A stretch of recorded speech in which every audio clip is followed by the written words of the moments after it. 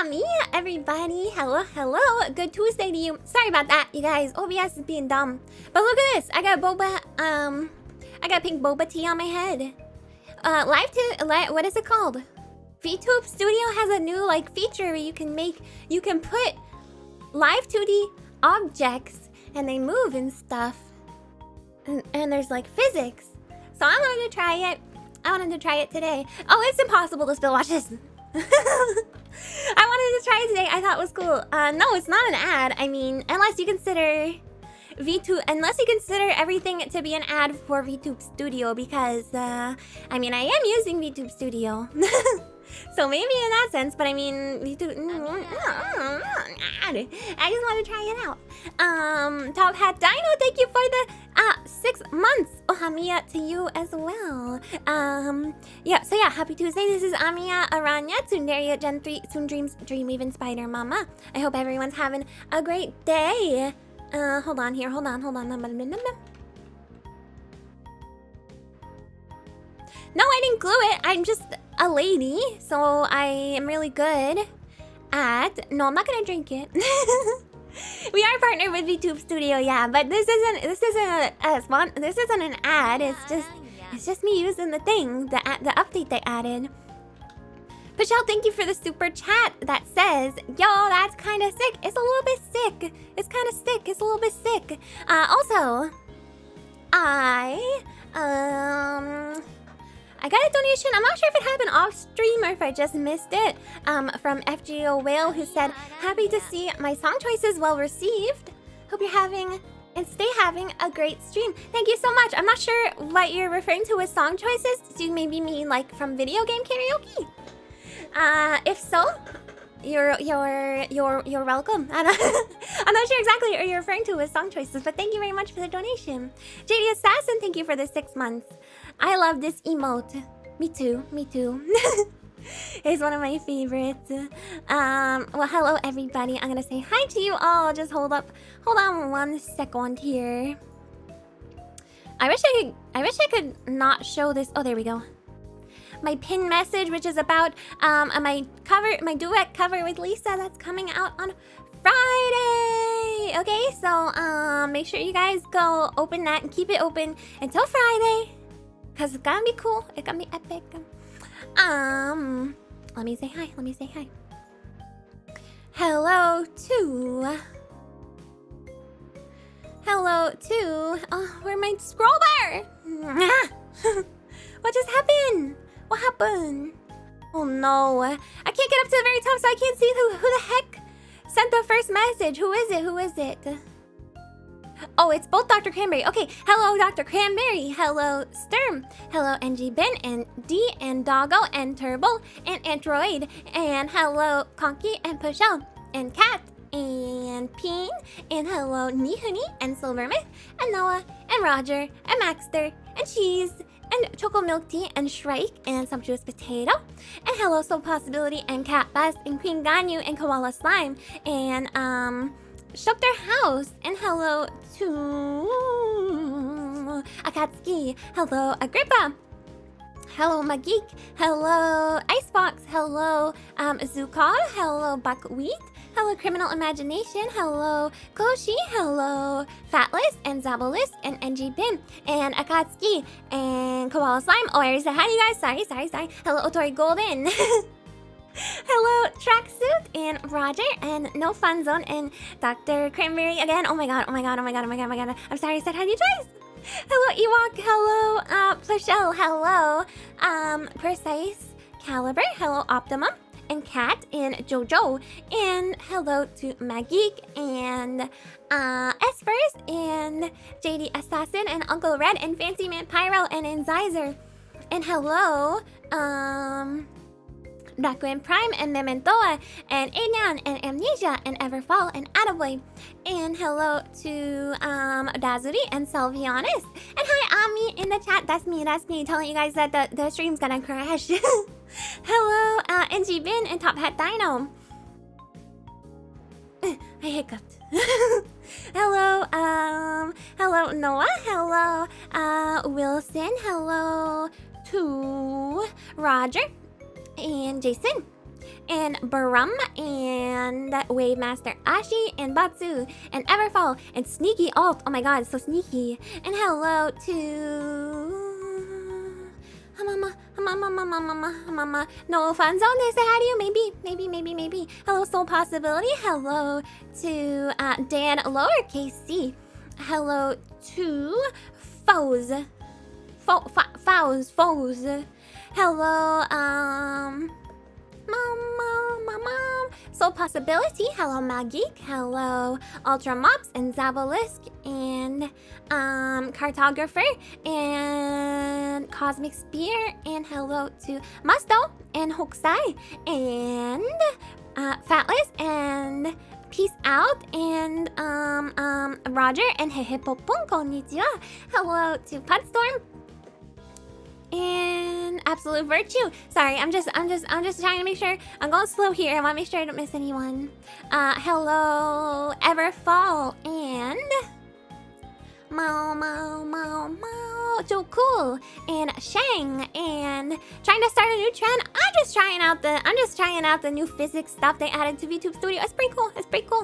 I just want to try it out because the update happened like today. Hello to Temporal Paradox. Hello,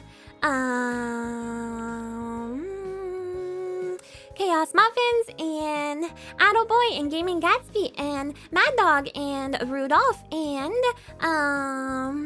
I am a lady, of course. And hello to Dio and hello. Oh, it skipped. My chat skipped. Almost done here. I think. Where was I? Dio. Where are you, Dio? I was at Dio.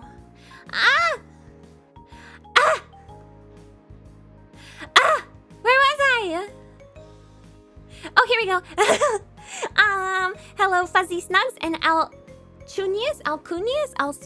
I'm not sure how exactly to say it. I'm sorry. Hello, Ayamu. Hello, Shukter House. Hello, Silho. Hello, Chila. Hello, John Zero. Hello, Wild Laser. Hello, Indigo and Madvin and Mr. Front and Johan and hello, Amnesia and Dududin and Amer and Shanghao and Lone and no, it's not dehumidifier water, it's boba tea. Hello to Mama Cheese. Hello Cheese.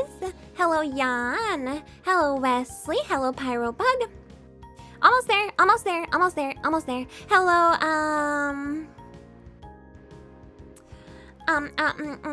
Barty. Hello Kruka Gamer. I think I have everyone. Wait, what's this? Farming hellos is what gets the Chubas to stop saying hello to everyone, by the way. Don't ruin it for us law-abiding citizens. No, that's my fault. No one's farming hellos. I'm just really bad at remembering who I already said hello to. It's been like that forever. My throat is, still weird. It's still kind of sore today. You guys remember I had like a weird cough yesterday? And it was really nasty sounding, like really nasty sounding. So I'm not sure what's going on. I'm sipping on the water. I have a bubbly today. Yeah. I had a bubbly today, so. Or I'm having one right now, and I have water, so it'll be okay. Ninx, hello to you as well. Konnichiwa, what's up? The death cough? No, I'm not gonna die. Don't worry, you guys. It was a worrying cough. Hope it passes. It only happened like twice more yesterday, and I haven't coughed today yet. So, but I don't know. Like these streams, I usually talk a lot, so I'm not sure how it's gonna go. Hopefully, it's fine. Isn't your hair gonna get wet from the boba drink condensation? What happened to my? Why isn't my chat moving anymore? On OBS. My hair might get a little bit wet, but that's okay. Nothing bad's gonna happen. Hold on, I have to reset my chat here. El Bondi, hello. Thank you for coming. Just dealing with some scuff as usual. OBS giving me troubles. Apply. There it goes. Put your head next to the dehumidifier. No.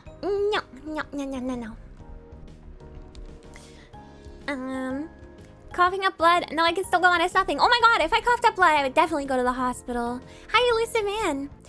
Don't spiders hate getting wet? They might end up going down a drain. You know, that's true, but I am, like, at the end of the day, I'm like 90% human and 10% spider, because I'm a spider girl, so I'll be okay. I'll be okay. How was my walk? My walk was great. Nothing interesting happened. It was just a stroll to get some coffee and stuff. So, you know, nothing eventful. Pretty boring. But I wanted to, you know, get out into the nice weather to make my my brain good. Because vitamin D is supposed to help your brain, right? Right. Hi, handsome orc. It's the book lung. That spider. What is book lung? What happened? What happened with book lung? A coaster? Oh, I don't have a coaster. It's fine. It's fine like this. I don't mind the condensation. It actually cools me down. It cools me down. You had a whole glass of it the other day. Coughing up a bit would be perfectly normal. As long as it's not my own blood, I suppose. Yeah. How is the zine coming along? The zine's coming along really good. I have all the pages planned out. I just need to, basically, I'm gonna draw it tonight. I just need to draw it and, you know, scan it. And then, so, if you guys don't follow me on Twitter, I'm thinking of making a zine. If you guys don't know what a zine is, it's like a little book that you fold up from a single piece of paper.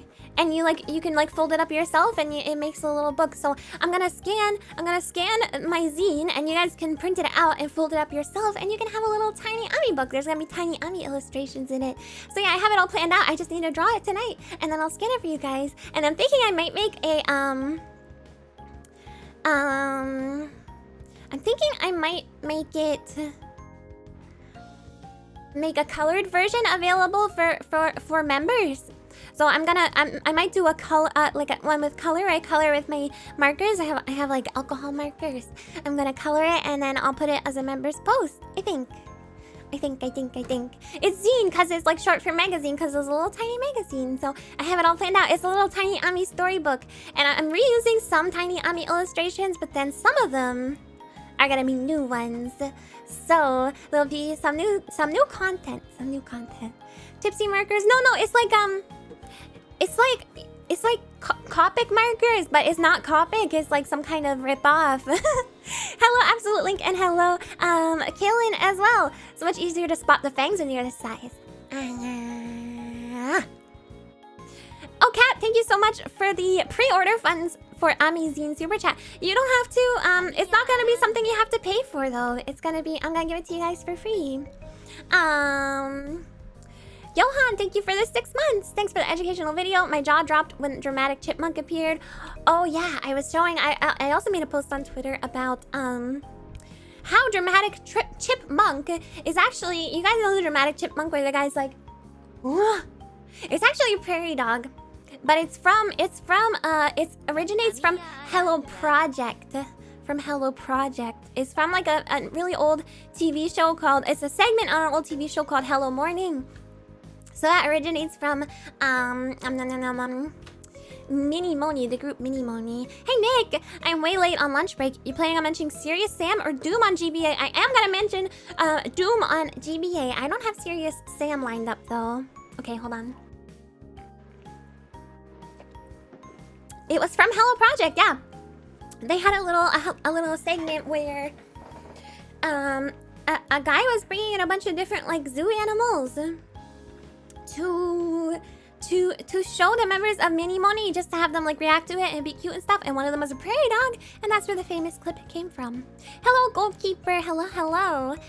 Okay, so enough educating you about Hello Project. That's not what you guys are here for. You guys are here for the video games, the video game info. So let me switch over. Hold on.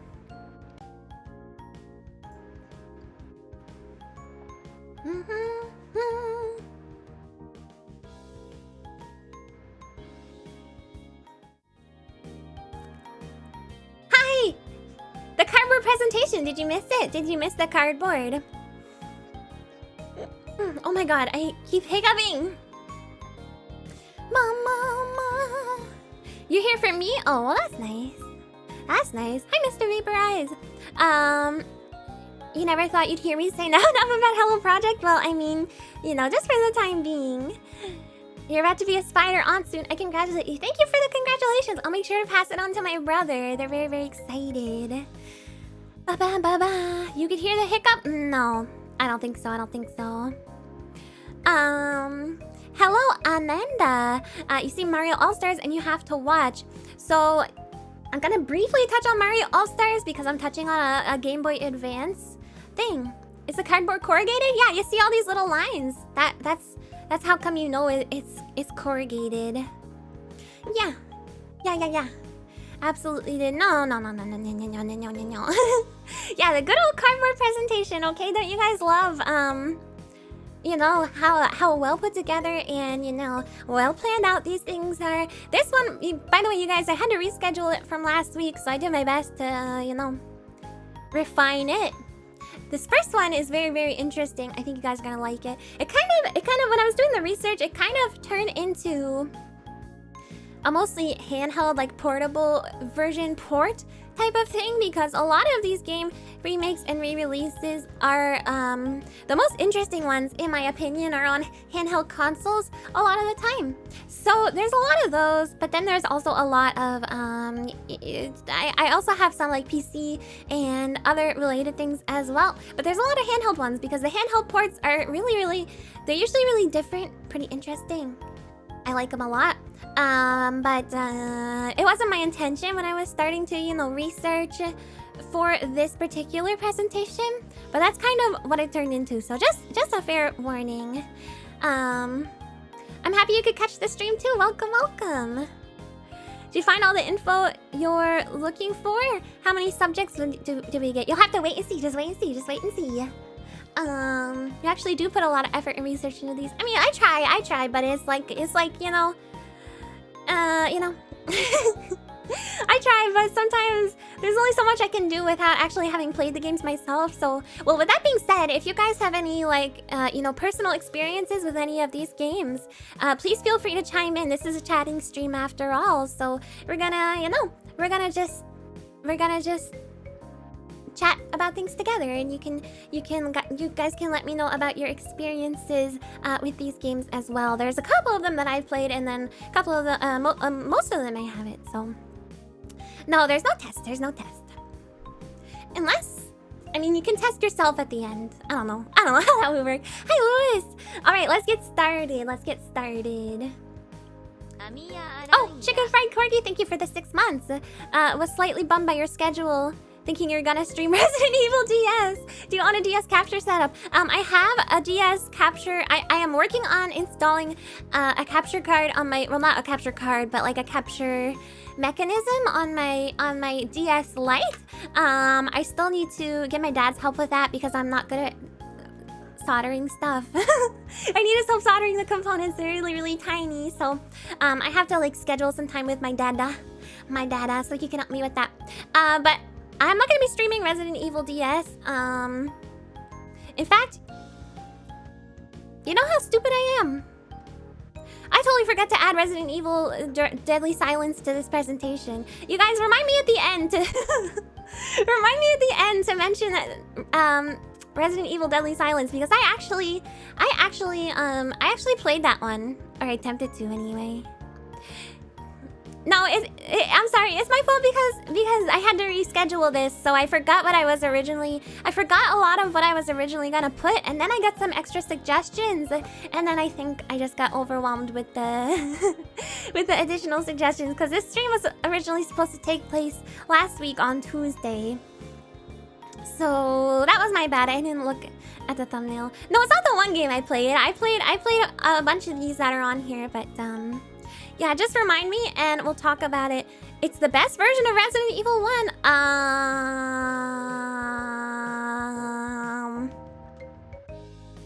don't know if I agree with that. I don't know if I agree with that. Spiders have good memories. This proves that you're not... What are you talking about? Spiders have good memories. Their brains are like the size of a freaking sesame seed. Alright. Let's go to the first one. Okay. So, is anybody familiar with the Sonic and Knuckles? Actually, I think it's Sonic and Knuckles collection, not compilation, on PC. Anybody? Anybody? It came on the CD-ROM. You grew up with this, Omega Nate? Me too, actually, me too. I also grew up with this, so this is one that I have played. And this is very interesting because it came with a lot of goodies. So, there's a couple of Sonic games on it. And it's PC, it's on CD-ROM. And you can see the charming little, you know, like startup graphic that they have when you start up the game. Hi, Rapture Queen, hi! And hello, ZHP as well. Yeah, the music is different, so we're gonna talk about that. But I love the little startup screen. Play Sonic 3 and Knuckles. And it came with Sonic the Hedgehog 3, Sonic and Knuckles, and Sonic the Hedgehog 3 and Knuckles, and the Blue Sphere game, which is it's like the Blue Sphere bonus game, but it's like standalone. So you can just play the Blue Sphere levels if you want, using that. And what's interesting about this is it came with like a ton of extra files. So you can see this little image here of Sonic, you know, he's got some toast in his mouth. He's doing the classic anime girl thing, where he's got toast in his mouth. And they also had, apparently, icons that you could include for, like, you could use them as themes on your PC. So you could, like, use these icons. I never figured out how to do that. I, like, knew it was there. I think I probably asked my dad for help at one point, but he probably didn't want to do it. So he probably, you know, lied about about not being able to do it. But it's very, very interesting. There's a screensaver as well. And it includes soundtracks, a bunch of soundtracks in wave format. Wait, I think I have one of those that yeah, I have one of those. So let's listen to that. They're really like low quality, but it's cool that it included the soundtrack from a bunch of different games. We can listen to it. Hold on.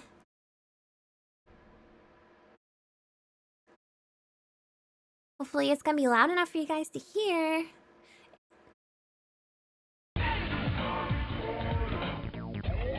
So this is from Sonic. This is from the Sonic CD soundtrack. Okay, let's run that back.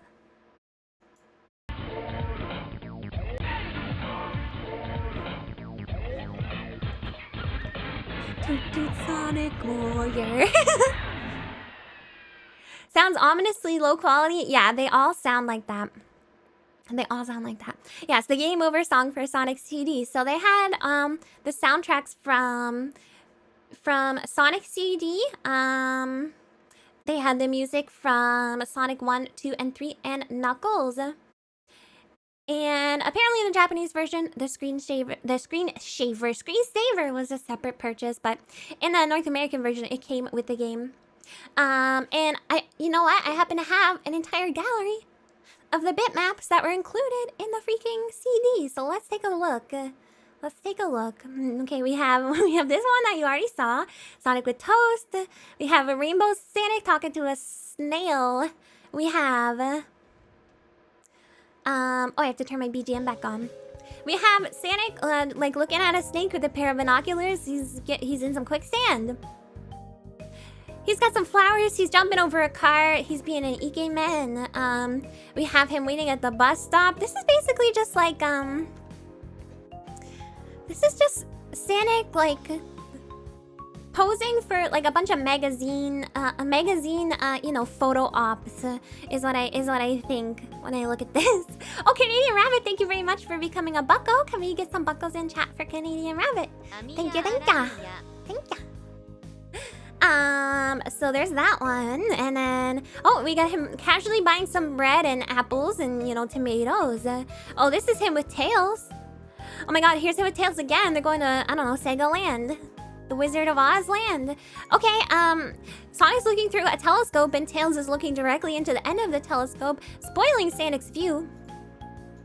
And then there's some logos and some standalone art. It's nothing like I think, oh no, they're on the beach. Oh my god, Tails is his butler. I don't know, I like this. I find this very charming, like I really like this. I'm not sure if it was included just for this collection, but I don't know. I used to spend like hours just looking at these pictures because I was like, man, this is such a neat thing to have in a game. But yeah, I'll just skip through. There's like a lot of them, so I'm not gonna be able to show you them all, but I'll skip through a couple. Look at this! Look at this! I don't like that! I don't like that he's like pulling on his glove like that! Like a doctor, like a surgeon would do. I don't like that. Stop it, you're not a surgeon, Sonic. You're not a surgeon! Oh, and there's him and Amy. Oh, and there's whatever. And there's Knuckles. And there's Sonic in a car. Oh, and there's Mr. Eggman. Dr. Eggman. Oh, everyone's racing. Oh my god, logos. Aw. Okay, that's enough. That's enough. That's enough of that. There's so many. I really can't go through all of them. Yeah, the colors are really nice. I like the way they look. Hello, Criminal, I already said hi to you, Criminal Imagination. Hello, No-Sung, who just said hi right above you. And, KB, Bezon, KB? Can I call you KB? Hi, thank you so much for coming. Why is Sonic in a car? He's been known to drive, you know, from, I guess these, excuse me. He's been known to drive from time to time in some games. What else was interesting about this? Oh, the music was replaced with MIDI music. I have a little bit of that we can listen to as well. Sorry for spending so much time on this one. But it's, you know, I really like it. I really liked this game when I had it. So you can hear the difference in some of the music with it being a MIDI. Oh my god, listen! Oh, that's cheesy. Oh, that's cheesy. And here we have Angel Island. Oh, oops.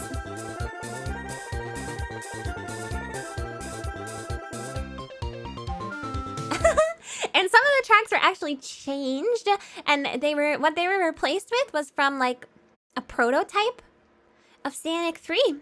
So we can listen to a couple seconds of a couple of those before moving on.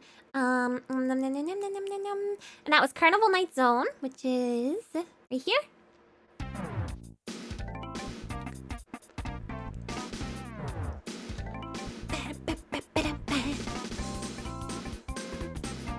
But the games, as far as I remember, the games play pretty much identically. And then Ice Cap Zone is different.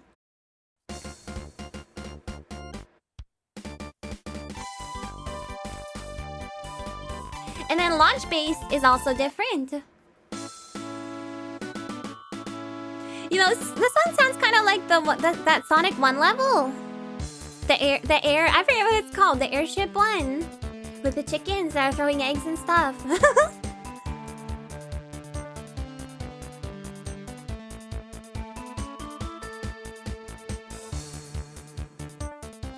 Why change one of the best stage BGMs? I'm guessing that they couldn't get, those are like the Michael Jackson tracks, right? So maybe they couldn't get the license for those particular tracks. I think that's it. Yeah, I think that's it for the differences. So, very cool one. This is like, you know, the most I played Sonic was on this CD. Is when I played Sonic the most. So that's like, that's a big experience I have with Sonic, is this CD-ROM. So I forgot what it was called, and I was happy that I got to revisit it. It's very MIDI, yes. Good old MIDI for those times when you're worried people won't have a decent sound card, or you're making something at RPG Maker 2000. Oh my god, I used to love listening to the MIDIs in RPG Maker 2000.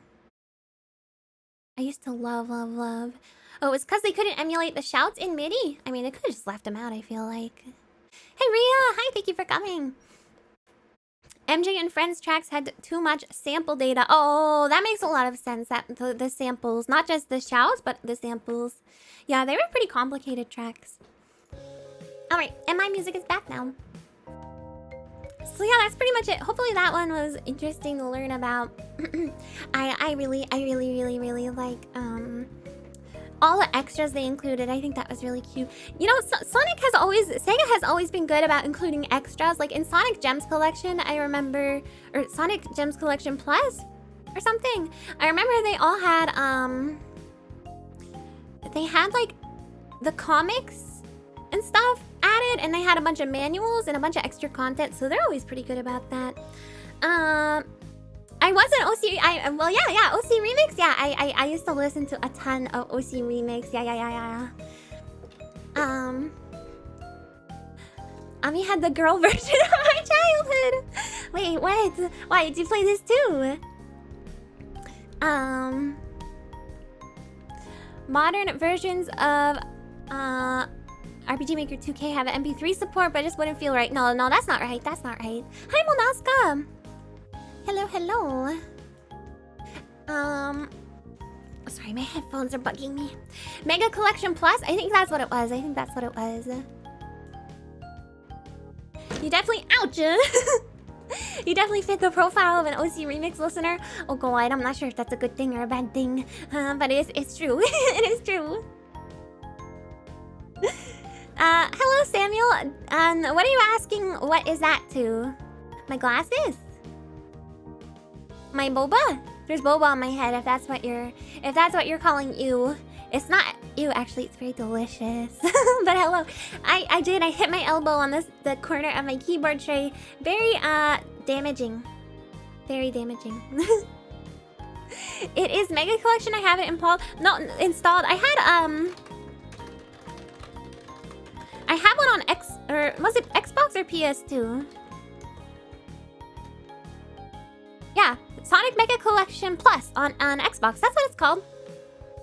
Yeah, the tray is fine. Never heard of OC Remix. I assume it's some kind of remix music website. Yeah. It's people do remix of video game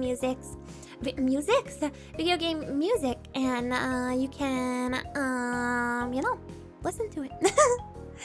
Getting your elbow hit isn't fun. Well, it wasn't my funny bone or anything, but it still wasn't that great. Nori, hello. Hi, thank you for coming. Yellow. All right, let's move on. Let's move on to the next game here. Okay, I hope the person who suggested this is here, because they said they could mention some of the differences. But here we go. So this is Crusaders of Might and Magic. So, who was it who requested this? I think it was Android who requested it, and I think they are here.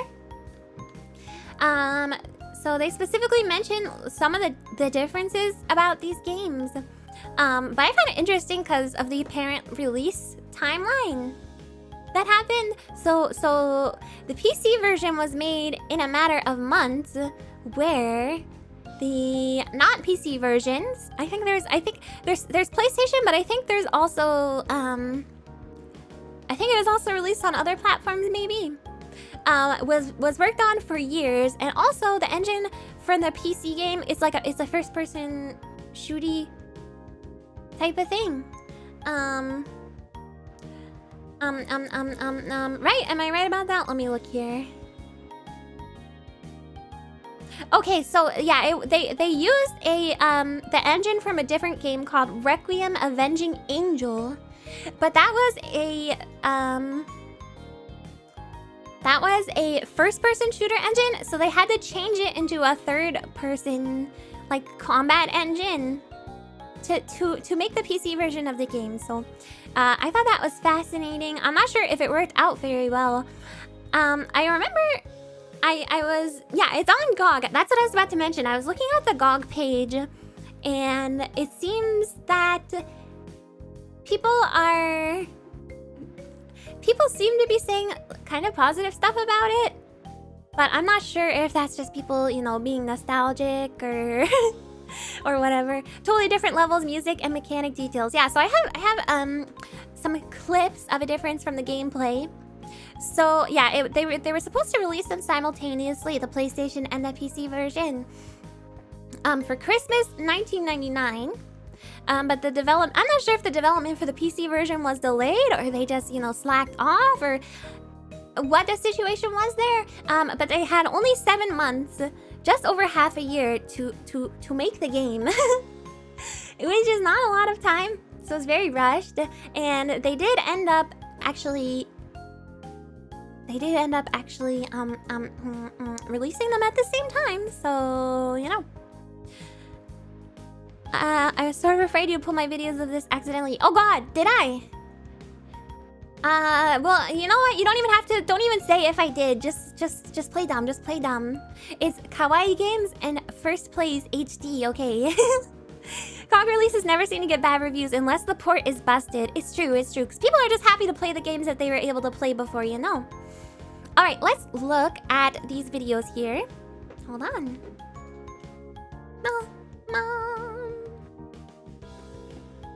So I'm gonna do something.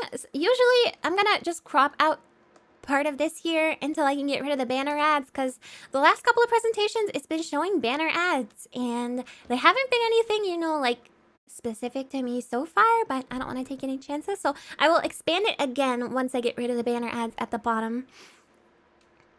Only interesting re-releases I know about were those Genesis games that got completely reskinned to fit the US market, like Magical Hat Adventure turned into Decap Attack. Wait, that's a good game though. I have ad block, but it doesn't work for the banner ads when I'm doing it on this presentation thing, because it's like embedded inside of it's embedded inside of Canva, which is the presentation website I use. Hi Yonju Nana, hi. Hello. Okay. Let me play this here. So this is a PC one.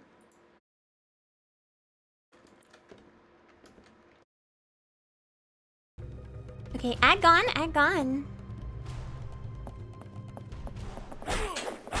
Listen to that sound. And I'm assuming this looks better than it would have originally, but I'm not sure because it's probably being played on modern software.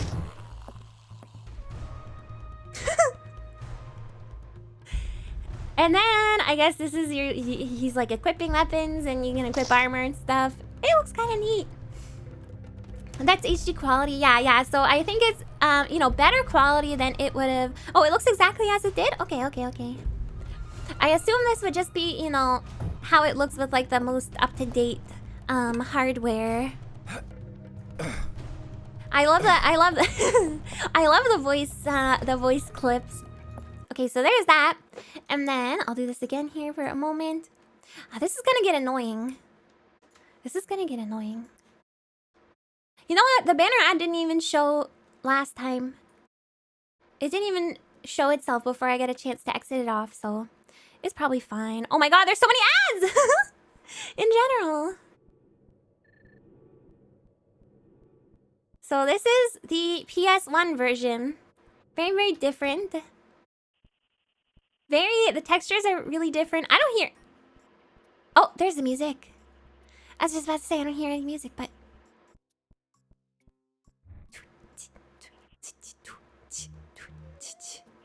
So already looking pretty different. The sound is... You know what? It's giving me mad Spyro vibes. Amogus?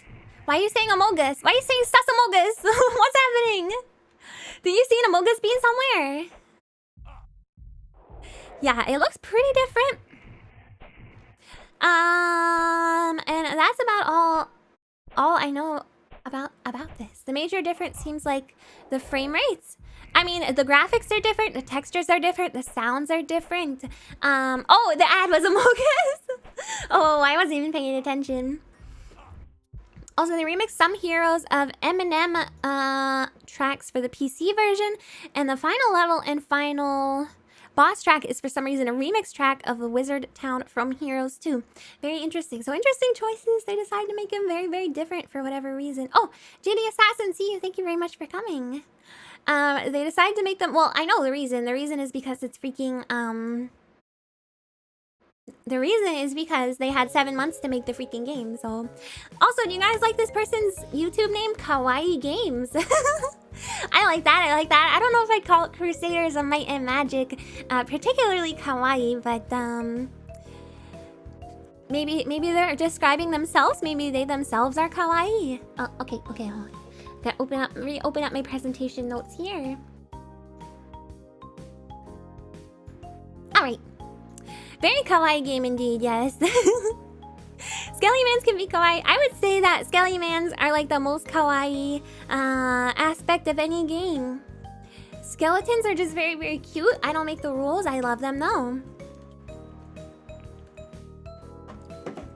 The levels and aesthetics are totally different. So have you played them both, Android? What would you say? Is there a difference between, or did you enjoy the PC one if you played it, or did you enjoy the PS one if you played it? Which did you enjoy better? Or are they like really that different experiences that it's like playing two different games? Nothing cuter than being covered in full plate armor. I feel like if I was covered in full plate armor, you guys would be like, oh my god, where's Ami? Oh my god, where is she? We can't see her. We can't see her cute face. Oh yeah, Tom, you're a skeleton. You can corroborate that. When you get a Sega Saturn, you must play Mr. Bones. Mr. Bones is in my top 5 games of all time that I want to play on stream. That is my top games I want to play on stream is Mr. Bones. I will do it. I will. Right now it's just boba tea talk. No, it's just on my head. It's not even covering my face or anything. You remember playing the PS1 version of a kid? Was it good? Was it nice?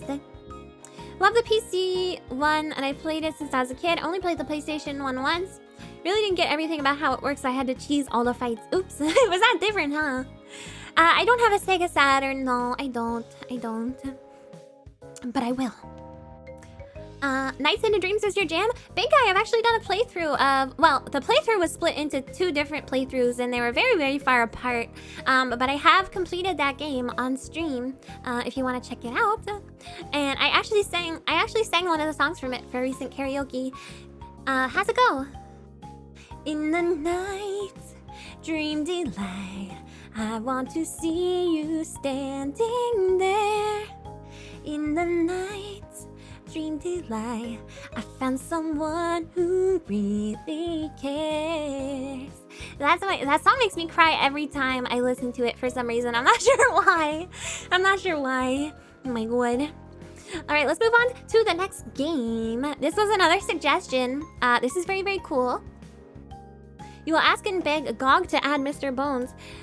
I don't think that was ever released on PC, was it? They mostly do PC games.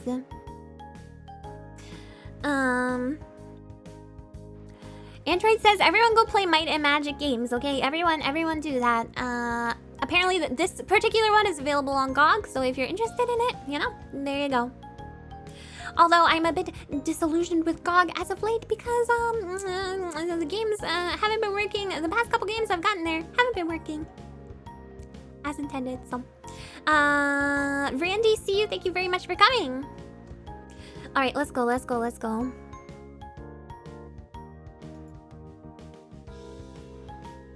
Okay, so this is... Where are my videos?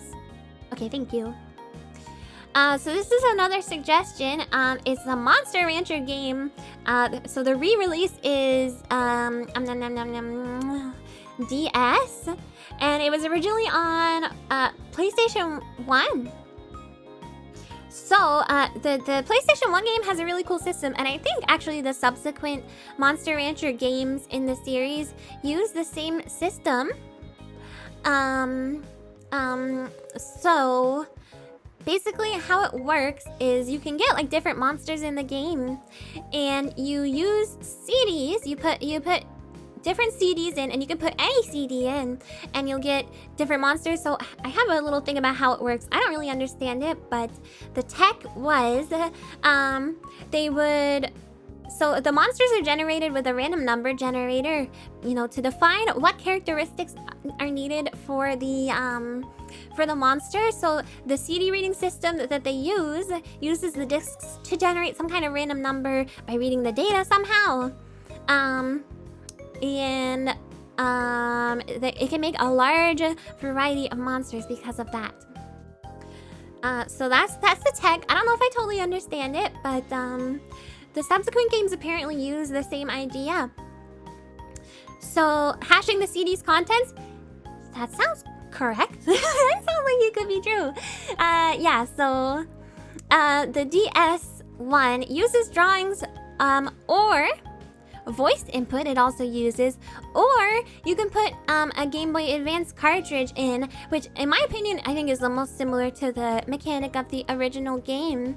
I think it's really cool.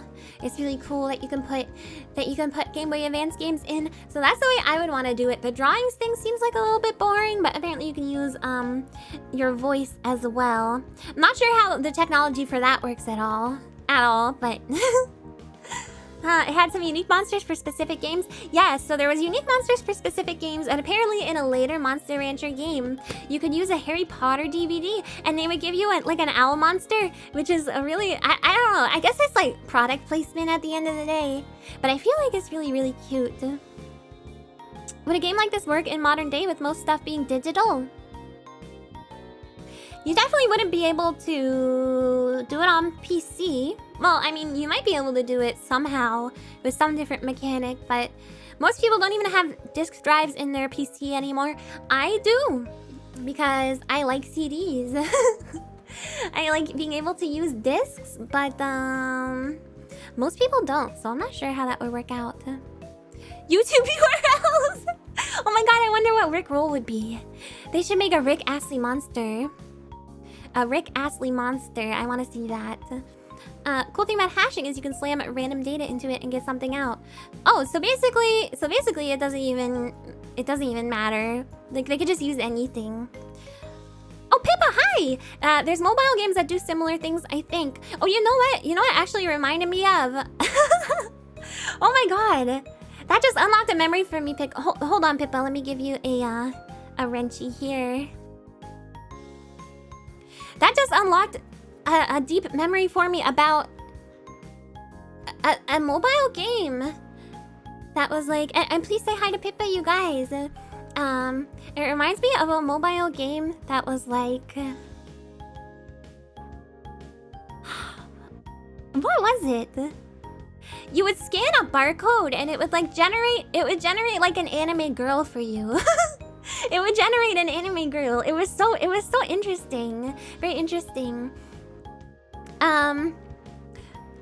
Hold on here. Kat, thank you for the super chat. Thanks for taking my suggestion. I still hope you look into trying it once you get your DS running, or you want to do the PS1 version. It's a real experience. It depends. It depends on whether I can, you know, get my hands on the games.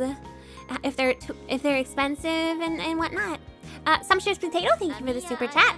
I remember helping my parents reorganize their CD collection. We found so many that still have masking tape labels on them with monster names. Oh my god, that's so cute. I would love to see a picture of that. Jason, thank you for the shout out. I was about to ask Ahmad to do that. Thank you very, very much. I think it was called what was it called? Barcode Kanojo. Yeah, that's it, NGVin. It was Barcode Kanojo. And obviously I didn't really care about like the gameplay itself, but I was just so curious to see what the different barcodes would generate. Oh my god, that was such a weird thing. Scanners Commanders, but with anime girls. What is Scanners Commanders? I've never heard of that. Barcode Battler spin-off? I'm not sure if it was a spin-off or what. I'm not sure what the deal was. I assumed it was just its own thing, but it was really cool. So it kind of reminds me of that. Are they always randomly generated? I don't think it's random. I think if you scan the same barcode on like 2 different apps, you will get like 2 different, or you will get the 2 of the same Kanojo. You get 2 of the same Kanojos.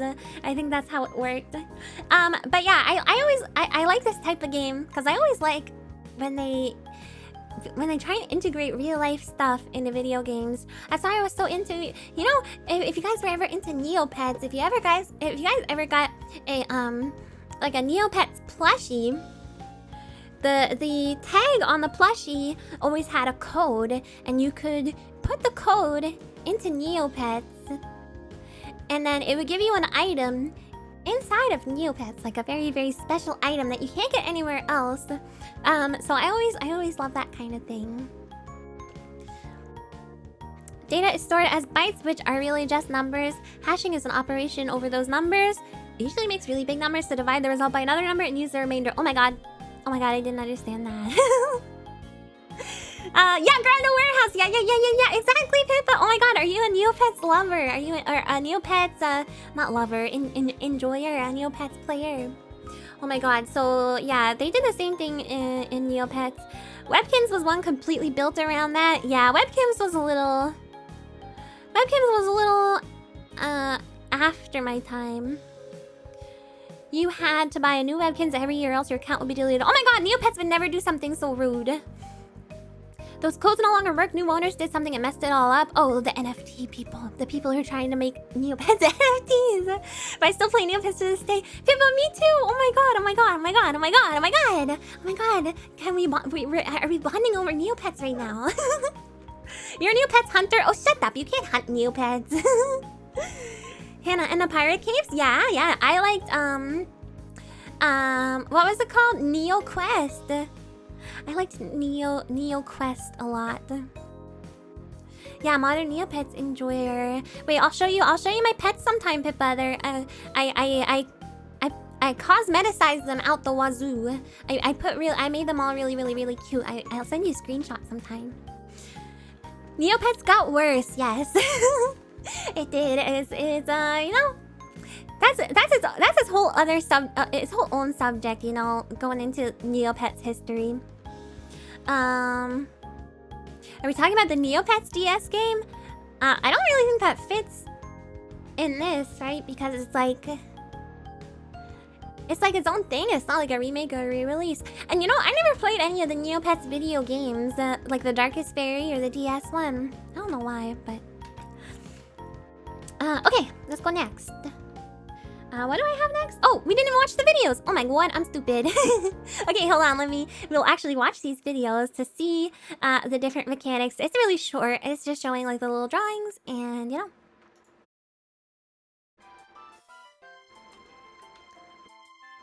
So this is them drawing a moon. I don't know if you can just draw anything, like if it's totally random.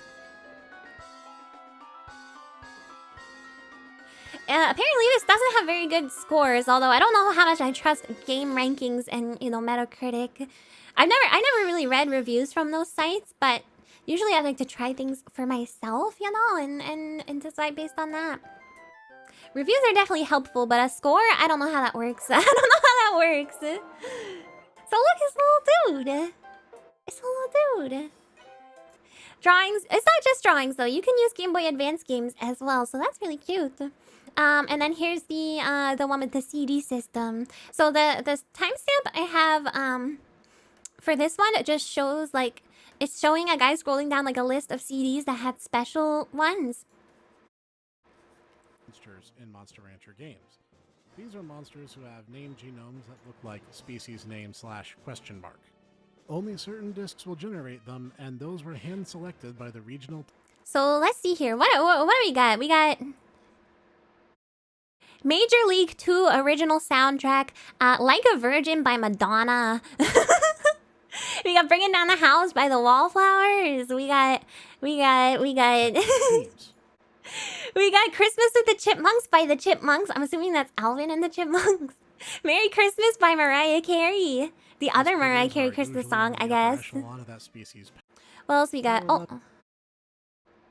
We got the Forrest Gump original soundtrack, disc 1, that gives you a miscellaneous dinosaur. Isn't that so cute? Named Smiley. His name is Smiley. And then... Cool, but they aren't always. Oh, the demo disc for Ultra Game Players Magazine, December 1997, Windows 95, companion disc. That is oddly specific. Bit of an odd disc for a child to have back then with Madonna. Maybe they were banking on you using like your parents' CDs or something. Love the DS environment art. They squeeze so much out of a low polygon count and texture resolution. Oh, you mean for this game or just in general? I mean, I kind of really like how DS games looked. I don't know what it is about it. It's just, you know, you could do this type of stuff where it's like 3D, or you could do like really good animated cartoon type of stuff, like Professor Layton and whatnot. So aside from like the shovelware, the shovelware stuff, I really enjoy DS graphics. Oh, Goalkeeper, thank you for the 3 months. If I draw a bucko, will you show up in my game? I don't know. I think these games were you know, created before before I showed my face to the world, you know what I mean? So I don't think so. I don't think so, unfortunately. Maybe if you put in a Hello Project CD. If you put in a Hello Project CD, maybe I'll show up. Okay, okay. So that was the video examples for those games. Pretty cool stuff. Mama. Let's put my BGM back on. That has to be all from a spindle one of the studio leads had lying around. Oh, you mean their CDs? I don't know. Apparently they different like region leads did different, like chose different CDs. I don't know. Maybe they worked with the artists. I have no idea. I have a hard time believing that freaking Madonna's people went to Monster Rancher and were like, hey, we want to have our CD be a thing in this game. Hi Kano, hi. Okay. Next we have, what do we have next? Oh, this one was another suggestion, so this one's really interesting. So it's one of those instances. So it's Turok 2 Seeds of Evil. It's specifically the one I picked, but there are apparently a lot of other Turok games that were, I'm not even sure if I'm saying it right. Turok. And this is a game, it's Game Boy Color, not Game Boy Advance. But apparently it's not the only Turok game that made it into a Game Boy title. So yeah, it's a completely different game. It shares the same, like, universe, I guess. From arena shooter to side scroller. Yeah. There's another game that follows a similar type of deal where it's like kind of a different game from the original that we're gonna talk about later on. But in that case, everyone liked the other one better. You can buy Monster Rancher 2 for PS1 for under $30. Oh, okay. I'll have to check it out to see if it's something I would like gameplay-wise. Turok used to have a comic? Oh, what came first, the comic or the game? Duke Nukem? No, it's not Duke Nukem, not. A lot of these I pulled from suggestions, by the way. So thank you guys, thank you to everyone who suggested things. You guys are, when I do Zatsu streams like this, you guys are always more than welcome to suggest whatever games you want to see me talk about. And if I can find enough information about them, and if I find them interesting, I will definitely talk about them. So yeah, you can always give me recommendations for this type of thing. Through either through Discord on my suggestions channel, or through YouTube on my schedule post for that respective week. You can always you know, do that. Okay, so for the Game Boy Color version of the game, well, it's not really a version because it's like a totally different story, despite having the same title. But the levels for the game, the developer originally, they like took some graph paper. They just took some graph paper, you know, the paper with like the squares, and they graphed the levels out on this. They designed the levels on this graph paper. Which is very, very silly to me that they did that. And then, yeah, I think it's like a very endearing, old school endearing way to design levels. Very, very cute. The old Super Mario Brothers method. Yeah. I thought it was, I was like, this is so cute that they did that. I don't know. I want to see the drawings. But yeah, they used the graphing paper. And it was released alongside of the N64 one, which is why I thought it was a fit for this, despite being kind of like a completely different game. Has anyone played the N64 version, by the way? It's a first-person shooter, so it's pretty different from the Game Boy Color one, which is like a side-scroller. And you play as Turok, like in most of the other Turok games. Not this Joshua dude who is in the Game Boy Color game. His name is Joshua. And it follows the story of him, and he's trying to stop the aliens from escaping his lightship. Is what this, you know, I always thought Turok was about like Jurassic. I thought it was like a Jurassic Park type of situation. Like it's about dinosaurs. Oh, you played the Game Boy Color version, Timrel. Say hello. What did you think of it? I heard seems like it's pretty mediocre from what I understand. The real Turok 2 kind of stinks. Just turns into a big confusing maze by the 3rd level. Oh, that sounds like the worst kind of game. Turok is a title. His name is Joshua Fireseed in the first-person shooter 2. Oh my god! So why are they... Well, okay. The wiki article presented it like it was a different man. But yeah, it's Joshua Fireseed. So apparently it's the same person, but the storyline is different. I don't know. It's very weird. You also thought it was about dinos? Okay, I'm glad I'm not alone. There's a Turok game where you don't play as him. I mean, apparently, I thought this one was one where you don't play as him. Based on how the wiki article wrote it, but apparently it's still Turok. It's still the same dude. And it's set in the same universe, but it's a different storyline. And he is the dude is trying to stop the, I don't know how to say this, by the way, Amaranthine Accordance villains from bringing a massive dinosaur army from the Lost World to Earth. Which, you know, reading it actually sounds kind of similar to the N64 one. But the Wikipedia says a different story, so I don't know what to tell you. But we can watch the comparison. I thought the Game Boy Color one looked kind of boring and, you know, standard. I don't know. Maybe it being attached to like the Turok series is enough to make it seem interesting to people. But I thought it looked kind of a little bit not that exciting. Anyway, we'll take a look at them. Hold on.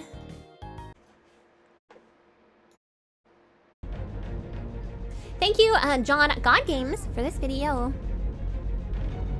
So now what is this? Are you not playing as a dinosaur here? Like, what is this? He just has like Wolverine hands. I thought it was a freaking, like, you know, T-Rex arm. So you're a dude? No, okay, so these are the dudes that look like dinosaurs, but they're actually aliens, I guess. Ooh, that's gory. That's gory. That's violent.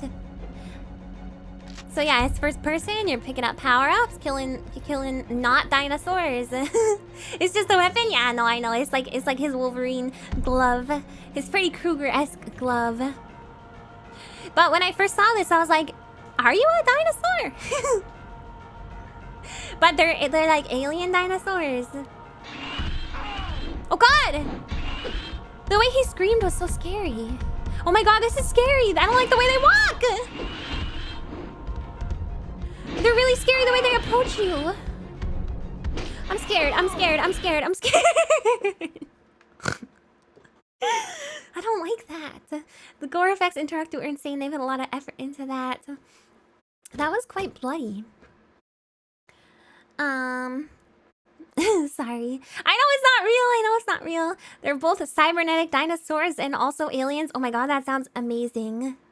That sounds amazing. The dude isn't even shooting. Wait, is there guns at some point?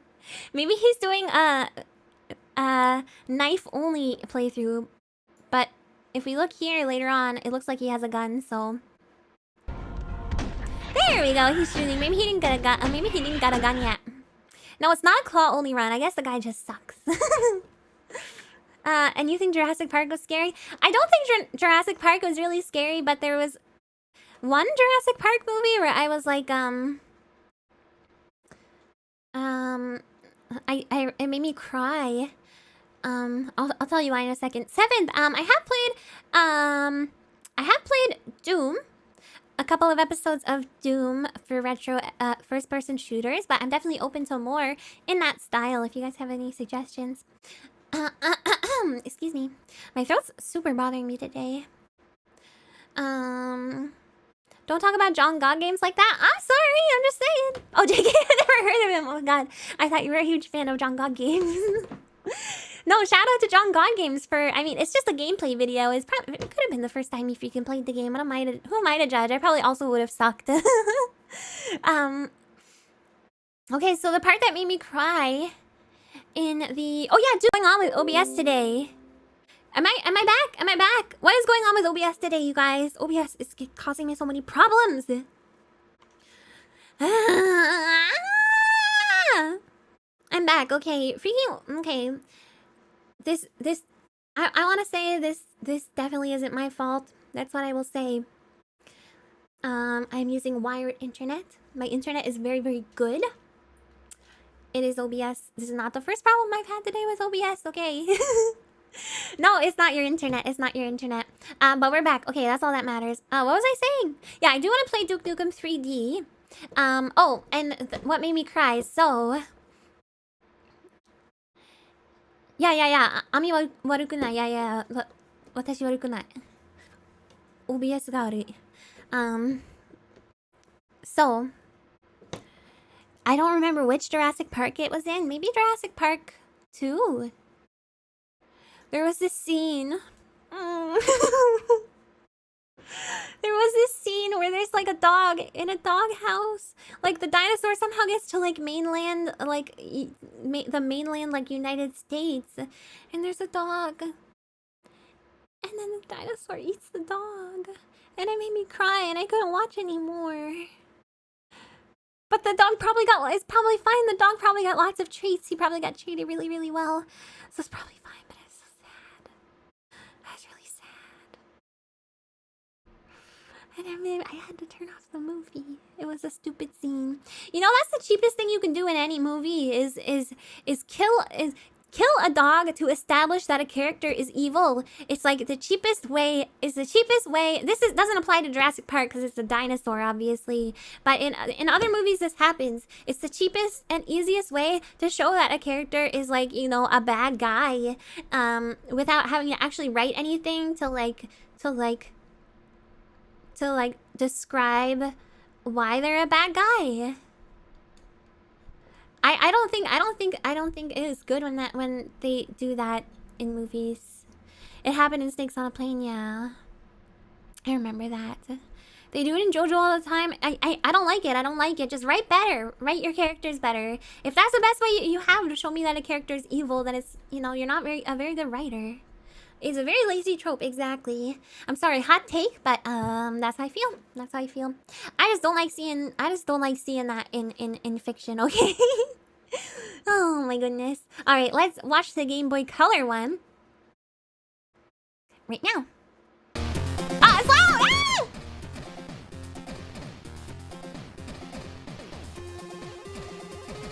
Music's cool. I mean, it looks fine.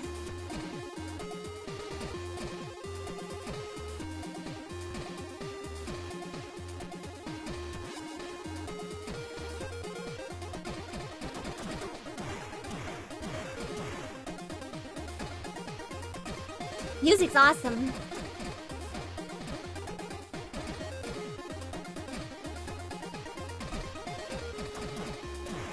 But this level looks kind of boring. It's like an auto scroller. I don't think all of the levels are like this. You actually walk around on the ground in some of them. Oh, so this is interesting. It's pretty varied. So this one you're like running away from a monster, like Crash Bamboo Boot style. It sounds like it has a great OC remix out there. I wonder if it's not too obscure for that to happen, you know.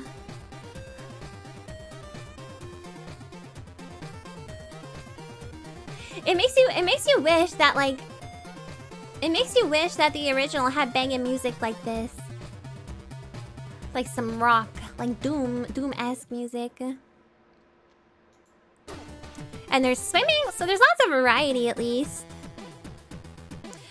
It's not bunny ears, no. It is like a headdress, I think. I think the character is supposed to be like Native American. Yeah, I think. Always find it funny when people or characters with a cat motif slip in saying meow rather than meow. Reminds me of the movie Super Troopers. Oh, I don't even have a cat motif. I just meow a lot. I just meow too much.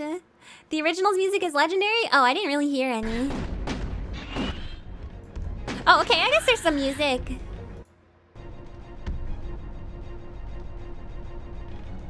It's okay. Nothing can compare to like 8-bit music for me. I'm sorry. That's a me thing though. Sounding like a keygen.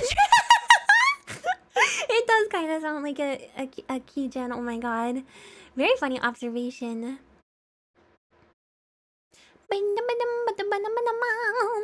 Anyway, so that's those games. Very, very different, but the Game Boy Color one kind of looks cool. It looks like it could be cool. If not a little like standard, but probably a fine game to play. Is this the one? I think this has 8 stages and 4 different bosses. Yeah. Okay, hold on. Everybody calm down. Everybody calm down. You said it was a bop? Yeah, but comparing it to the freaking Game Boy Color music, I don't know. It's hard when they're side by side like that. The first 2 Turoks do have banging OSTs, can't deny that. Yeah, they're definitely more like atmospheric, I think, than the Game Boy Color ones, which are kind of just... They're kind of just tracks. They're kind of just like banging tracks by themselves. And then I feel like the N64 one kind of fits in with the game really well and very atmospheric. There's some Game Boy Advance games that utilize pseudo 3D way ahead of its time. Oh, I think I have some like that are kind of like that. But before we talk about those, we're gonna go to an NES game.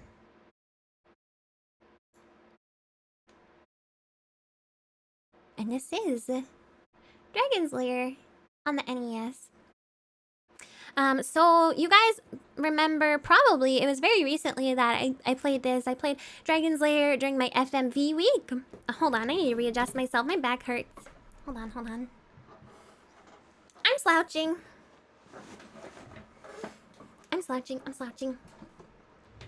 So yeah, I played the Dragon's Lair, the one that was re-released on Steam.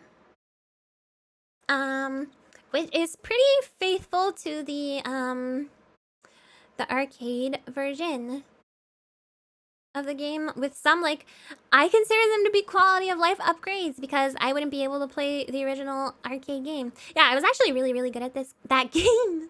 Hi, Cosmos! Not sure if this question is stupid. Absolutely not. Are you allowed to play Disney games without them getting constipated about it? Yes, I'm able to play Disney games. I see no reason why I wouldn't be able to. Unless that's like a common thing. Unless people, like, striking people for playing Disney games is a common thing, but it's not something I've ever heard of. Yeah, I was a total gamer. I was actually really good at that. Oh, you laughed a lot? I'm glad. Yeah, it was fun. So when we looked into other ports during that time, you guys showed me a Game Boy Color one, which was very competent actually, and the gameplay style was identical to the arcade version, where you have to do these like quick actions to proceed to the next area, and for the most part you're kind of just watching something. And the graphics were surprisingly decent as well. Let me see if I can find a screenshot because the graphics were actually really nice. Dragon's Lair doesn't have the ridiculous password boss. I remember seeing one of the other console versions. What is a password boss? Oh, thank you for the BGM reminder. I think I could play Aladdin on SNES, yeah. Yeah, it's Don Bluth, which we love Don Bluth. I mean, I love Don Bluth. Hold on here. Let me grab a screenshot of the Game Boy Color one. Cause some of you probably weren't here for that when we looked at it.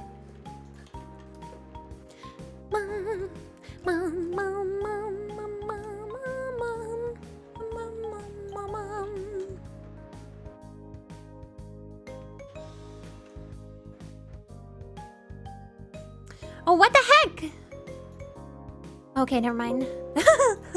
I panicked with the file type. Okay, so this is...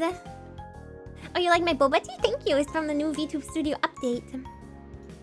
So this is a screenshot from the Game Boy Color one. Surprisingly good looking. Actually, I think there's a better screenshot I can show you.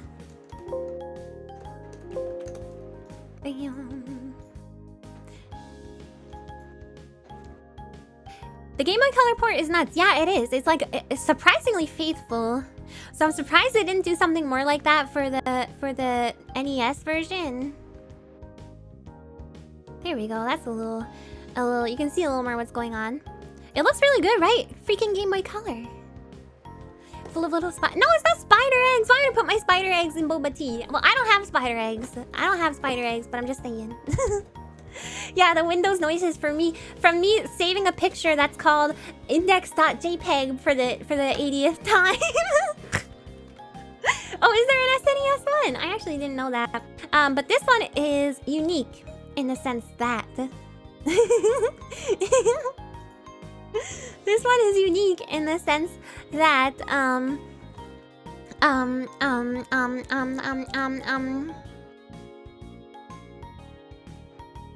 I almost admitted what?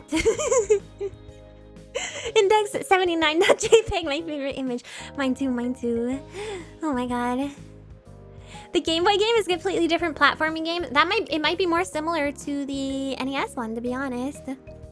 You had Dragon's Lair as an interactive DVD game. From what I've heard, that's actually most of the the spider eggs, right.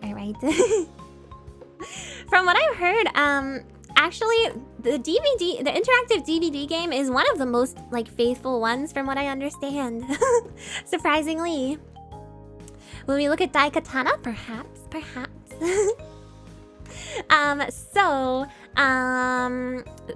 Yeah, so that was a Game Boy Color one, which looks nice and plays nicely. But there's a port for the NES that is notoriously bad. So the original, if you're not familiar with the original Dragon's Lair, it's an FMV game. It's very, very fast-paced. You have to react to things really, really quickly in order to, you know, get past each screen to the next section of the game. The animation and graphics are done by, animated by Don Bluth. And they're very, very gorgeous. Very, very gorgeous. It's very fun to watch, so you don't mind having to see them over and over again, basically, if you fail to get past a certain part. But for some reason, the NES version is like a normal platformer. It's very, very slow. Very slow. The music and sounds are pretty lame. Some of the levels like take beats from the original game though, so you can see like which levels are inspired by what part of the original game. Well, let's take a look at the two. I'll show you a little clip of the original and then a little clip of the NES one. Thank you DJ Tommy and Nintendo Complete for these videos.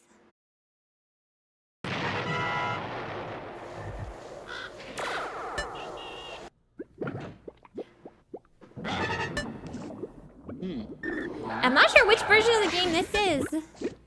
If it's like the Steam remake or what. I think it is, probably. But I don't see the little thing down here, so I don't know. Huh?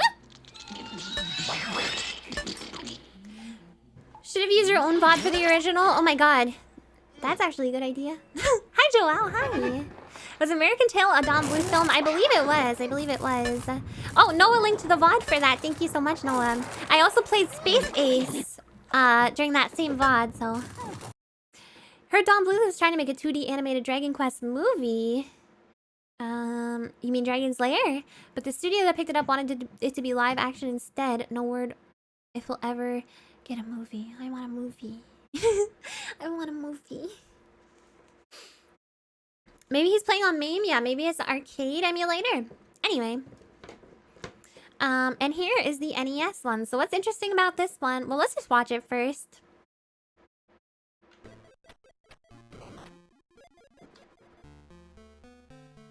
The person who's playing this is some kind of a speedrunner, but if you watch like a layman play this, or they're not like a speedrunner, but they like know how to play the game. But if you watch a layman try and play this game, it's not as smooth looking. You just want a movie for more princess footage? No, it would be a cool movie. I love Don Bluth movies. I love Rockadoodle, and I love the Pebble and the Penguin. I love Don Bluth. The Famicom version isn't nearly as snail's pace as the NES one, but it's still clunky. Oh my gosh, it's different. So here's like a boss, which is, I think that's the ghost guy from the original. I don't actually know. Yeah, this is a professional who's playing this game. Oh yeah, Anastasia as well. Because Dragon's Lair is meant to eat your coins like crazy due to how often it would kill you if you don't memorize the right moves. But because of the gameplay of this game, like it's an entirely different game, so they could have just not done that. But because of how awful the controls are, it's basically the same thing where you like have to memorize every single move you're doing. Okay, there's a little lizard guy. Anyway, we can skip through it a little bit. Here's the part where you're like falling and you have to go off a platform. Look how slow this is. Do you remember how fast-paced this scene was in the original? I'll try and find it in the other video. This is painful. This is painful to watch. Oh my god!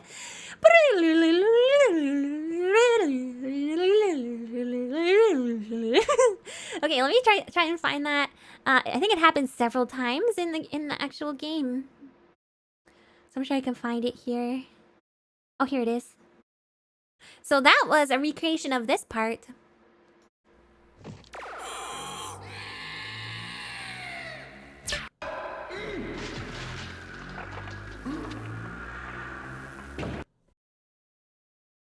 What do we think? Oh yeah, I love Pebble and the Penguin! Yeah, freaking Tim Curry in that movie as the villain. It's great. I love it. Another blessed noise, but you're talking about me. You don't see the difference? Oh please. Oh please. Of course you do. So yeah, the original is very, very... They don't look the same! There's a notable difference between the Wii and PS Vita versions of Indiana Jones and the Staff of Kings in that the Vita version is way better. Interesting. It's better.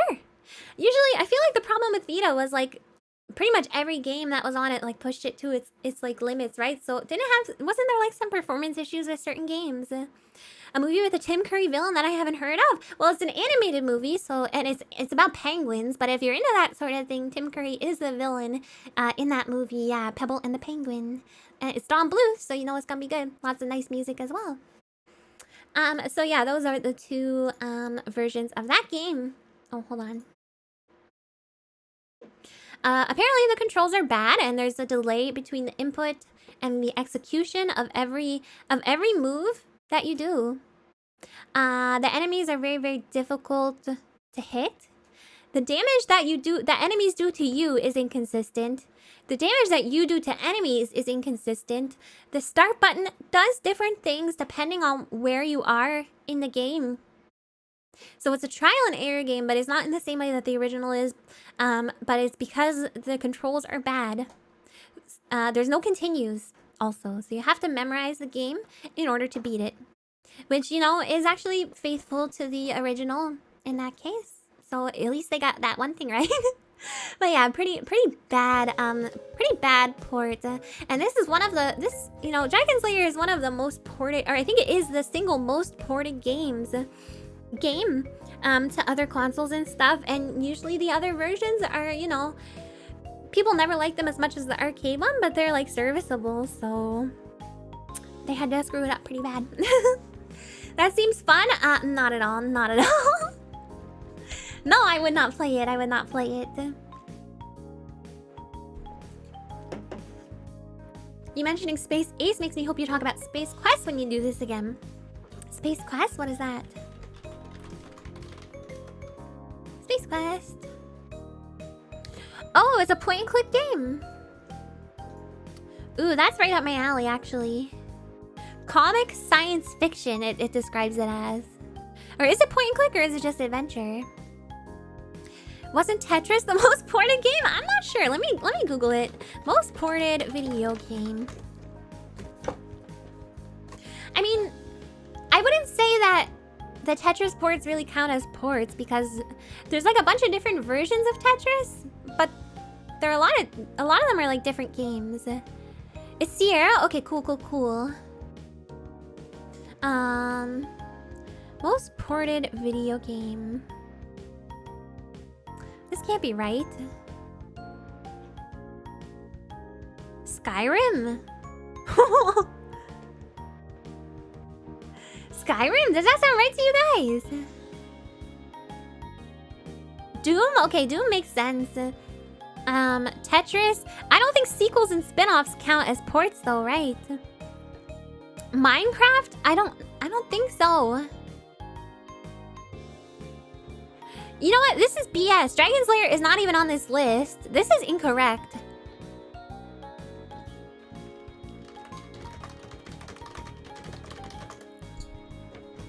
Skyrim sounds right. How many freaking ports could it have possibly gotten? But the list is totally wrong anyway, because Dragon's Lair is not there. I know Dragon's Lair had so many ports to so many different things. Dragon's Lair ports. Skyrim is like 10 versions top. They ain't got nothing on Dragon's Lair. Let's see here. I don't even think... Will it list all the versions? Okay, here we go, here we go.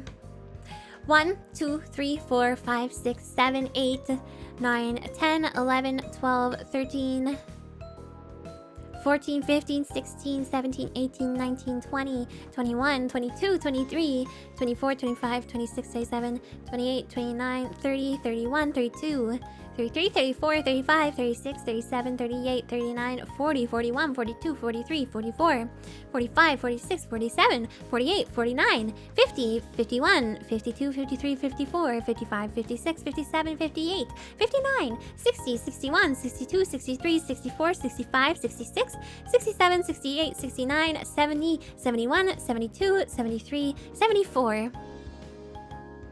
74 ports exist. Home. Those are home versions, by the way. Home versions.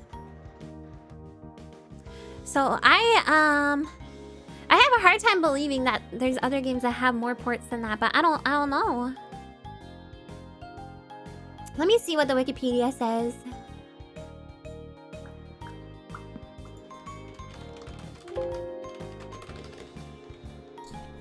There's nothing about it being like the most ported. But that is a lot of ports. That is a lot of freaking ports. Are there even that many consoles? Some of them are for the same console multiple times. Some of them are DVD ports. Some of them are PC ports, multiple PC ports. So for example, there's Commodore 64. There's a release on cassette for the Commodore 64, and then there's a release on cassette a year later for the Commodore 64, which I'm assuming is a slightly better version. And then there is a 5 1/4 inch floppy disk release of it on Commodore 64 as well. So these are all home computers as well, are counted here. And then there's Windows, there's mobile, smartphone game releases. There's DOS, Macintosh, multiple instances of DOS, multiple instances of home DVD ports, actually a ton of DVD ports, Blu-ray ports as well. They might not consider a game more of an interactive movie. I mean, it is a game though. I think it is a game. Anyway, dang, that's a lot. Okay.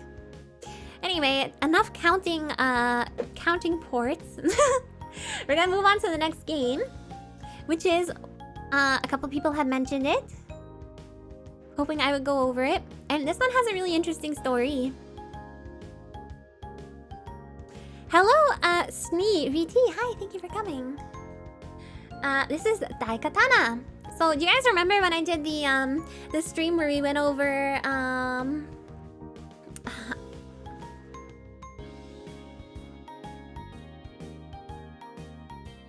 video game ads? That's what we did. We went over video game ads, and we saw the one ad for Daikatana that it was like, John Romero's gonna make you his beep, gonna make you his meow.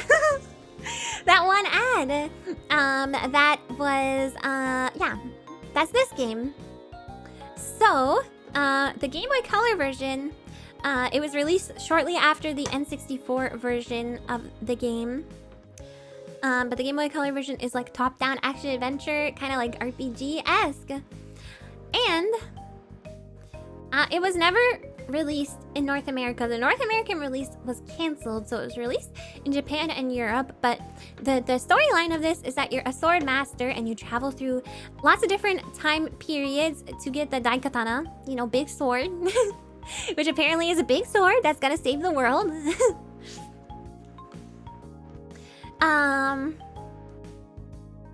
Why was the GB release no different? What do you mean? It's very different. Well, it's Game Boy Color. So it was developed separately from the N64 game, but apparently John Romero personally requested it to be made, and he requested the type of game he wanted it to be.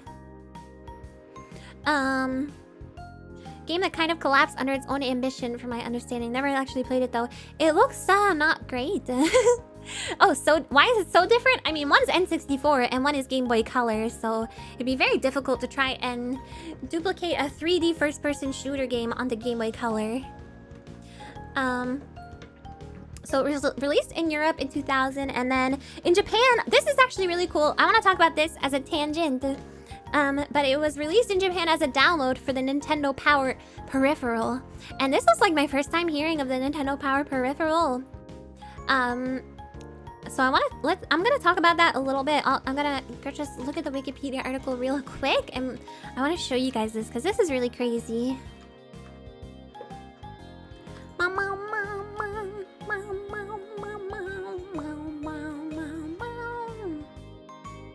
Okay, here we go. So this is the Nintendo Power Peripheral.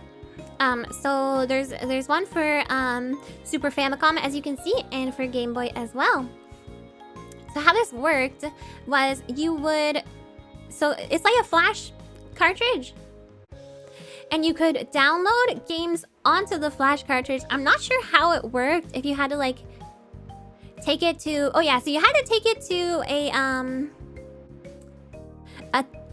a disc writer kiosk, apparently. So basically it was available for download on this little to put on this little peripheral, so you could play the game, specifically the Game Boy Color one. Very cool, right? Very interesting. Why is it called Nintendo Power? I don't know. I don't know why it's called the Nintendo Power Peripheral. Release cards compatible with broadcast satellite add-on for the SNES. There's no mention of... oh, wait. No, there's no mention of that. There's no mention of that. But here is one of the kiosks. Here, I'll show you. That you can use to download the games. I wonder where these would be stationed. At, like, I don't know, Konbini, maybe? Like convenience stores. This looks dirty and disgusting, but there you go. That's what it looks like. So that was cool. I wanted to bring that up because I was like, what? I had never heard of that before.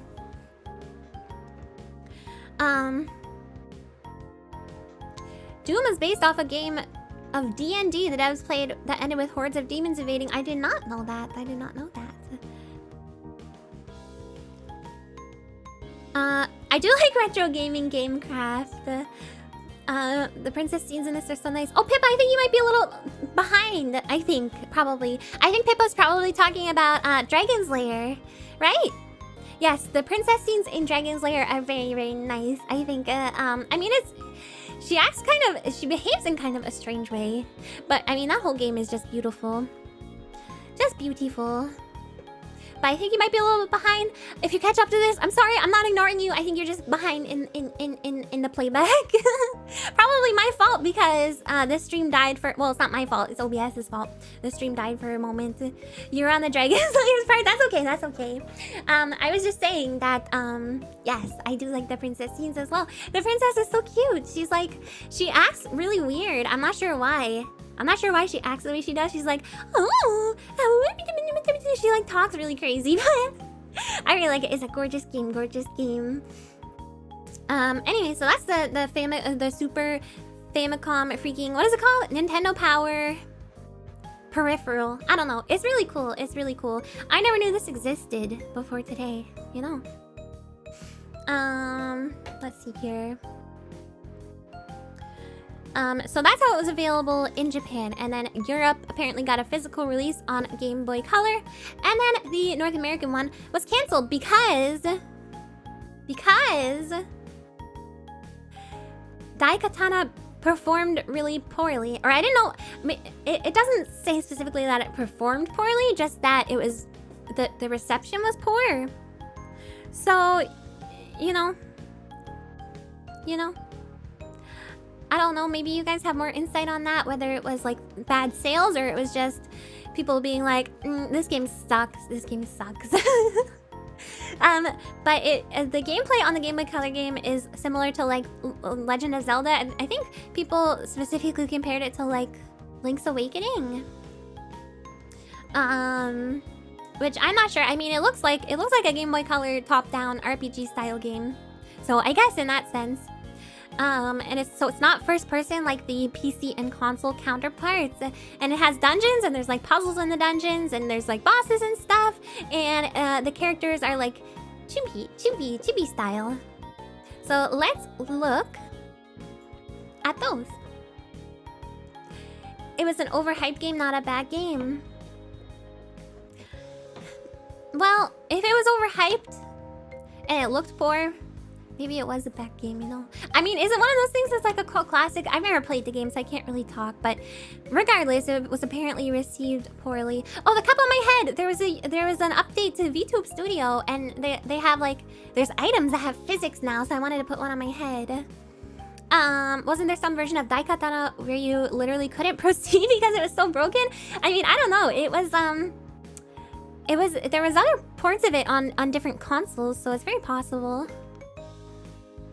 One of the first games that needed a day one patch to function. Oh, so did they actually do that? Or did it just need one, but they didn't do it? Okay, well, let's watch a little bit of gameplay from them both. I mean, the first thing that I noticed about it is the graphics are kind of cool looking. Oh, so spoilers maybe for Daikatana, I guess, although this does happen in the first 10 minutes of the game. But if you plan on playing Daikatana, this guy's gonna die. James Bond, thank you so much for renewing your Buckle membership. I appreciate that. Hello, Pakanen, hi. I can't just... This is the intro, yeah. It's the intro, so it's not really much of a spoiler. And also, this game's like 22 years old, but, you know. Does anyone care about spoilers? You never know. I gotta say it. But you guys should know coming into this type of stream that there's gonna be spoilers for games. Typically really old games. You are off the butt. So this is just a cutscene. Here's some of the gameplay. First-person shooter. So what is so ambitious about it? I don't really know. People always talk about that. It was like, oh, it was ahead of its time. It was really ambitious. But what specifically did people think that it tried to execute that it wasn't able to execute? That's what I want to know, because I don't really know. The buddy system, the marketing. I mean, the marketing isn't really part. That's not about the gameplay. Okay, let's pause that. Romero wanted 4 different time periods with all unique weapon and enemy sets for them. Oh, it spanned multiple time periods, multiple weapons, partner AI, etc. Well, that does seem ambitious for the time. There's 4 episodes, and each episode has its own sets of weapons, enemies. It's too big for its own good. So what was the issue there? Like, it was just too spread out, and it wasn't, nothing was, like, refined and, you know, quality enough. They spread themselves too thin, basically. That's like what I'm getting out of it. James Pod, thank you for the 6 months. Love when you do streams like this. We haven't been able to watch many streams, but my wife and I will continue to support you. Keep being wonderful. Thank you, and hello to you and your lovely wife. I'm glad you guys are still supporting me. Thank you for stopping in. It was mismanaged and had multiple engine swaps. Oh, I see. So maybe if they tried to like make it nowadays, it sounds like it could be something they could pull off. You know. That's a shame. Kind of pain in the butt to handle. Romero wanted to make it hardcore, so 9 out of 10 weapons hurt the player somehow. Oh god. Okay, that sounds just like a bad idea. That sounds just straight up not fun. Well, let's look at the Game Boy Color version now.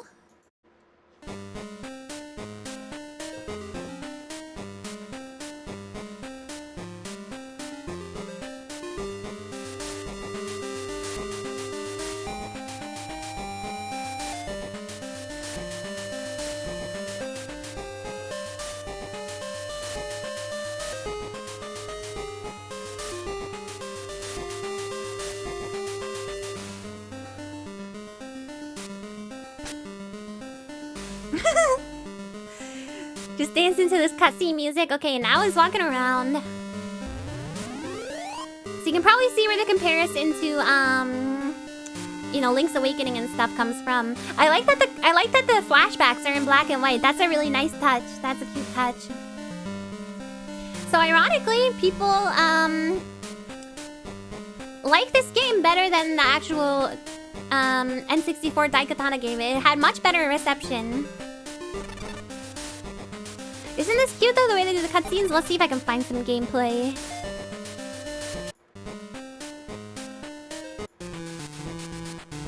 Oh, and it looks like being in the past is handled in the same way. It's in black and white. Oh no, this is also like a cutscene.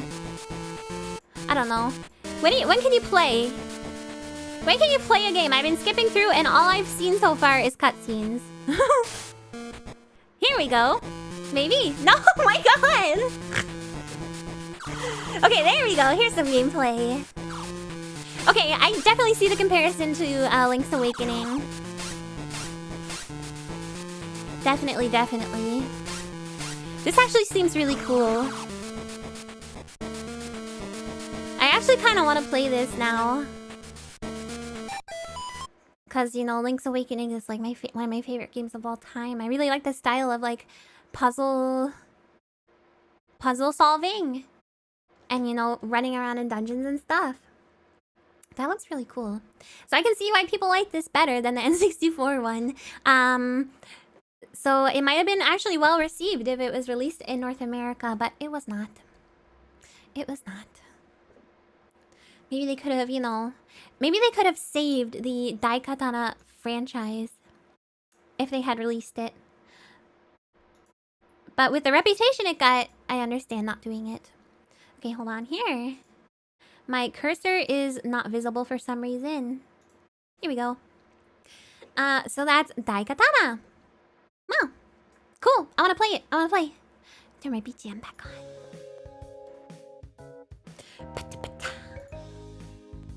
And next we have Tony Hawk's Underground on the Game Boy Advance, which is a port of a PlayStation 2 and GameCube game, and maybe possibly also Xbox. I spent a lot of time I spent a lot of time playing these games, you know, growing up. A lot. I play a lot of freaking, Tony Hawk's Underground 1 and 2 and American Wasteland. I really, really like those. Imagine we could be having a Daikatana today. Imagine! What if it became its own whole series? What kind of timeline would that be? Clearly everyone played this game on the GB. You know, I never even knew this existed until very recently. I'm a pro scooter. Yeah. You had to level up and to unlock tricks? Oh, that is super dumb. How did you end up playing video games that much? I just, When I was a kid, you mean? I'm just bad at, talking to people. I'm bad at talking to people. I'm bad at making friends. So video games were my friend. Video games were my friends. Daikatana Game Boy Color, only $60. That's very, very expensive. So yeah. Video games was more of a boys thing. I don't know. I've just always been interested in video games. I don't know. And now we're your video games. Yeah, now you guys are my video games, aka my friends.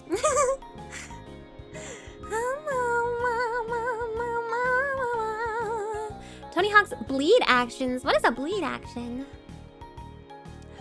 Talking to people is not fun, but video games are super fun. The choice is obvious. Exactly. And you know, I used to be playing like DOS games on the computer, and my mom would be like,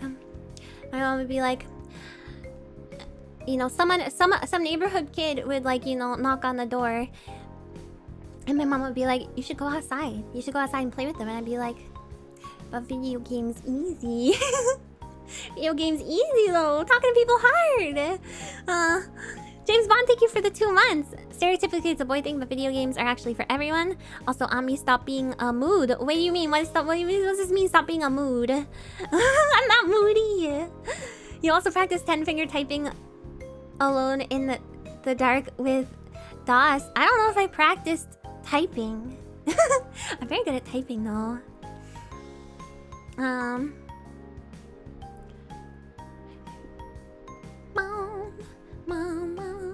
Ami's mom would be like, you should play newer games like John Romero's Daikatana. No, my mom didn't care what games I played for the most part. My parents didn't care. If video games are for boys, why they release games like Barbie and My Little Pony? Exactly. Yeah, the neighborhood kids aren't as cool as Tony Hawk. That's the problem. I'd rather hang out with Tony Hawk. Oh, you can relate to being alone and playing video games. Oh, I see. Well, I'm sure a lot of people have been in the same boat, you know? It's hard. It's hard out here. It's tough.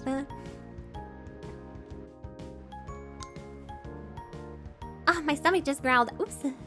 Why does every streamer I've seen see you mood and assume it's the original meaning? I don't know. I never heard that expression before. I mean, I've heard people say like that's a mood, but I never heard people say I never really heard people say you are a mood. I don't know. Today I learned. Okay. So yeah, Tony Hawk's Underground. So there are goals in this game. It's similar to Pro Skater, but it's all integrated into like a really wacky storyline. Which I'm assuming Tony Hawk helped write some of the beats for, because it's just very, very weird. And in the first game, which is this one, it follows your journey. You're like an amateur skater in Jersey. New Jersey, and then it follows your adventure into becoming a professional skateboarder. So there's like a big skater that comes to your city, and then you like go and you pull tricks in front of him, and then they're like, oh my god, you're such a good skater, you should participate in this pro-am thing, or you know, semi-pro, or whatever. And you guys probably know this story. It's like you just become the skate Hokage. You become the skate Hokage. Eric is a punk. We hate Eric.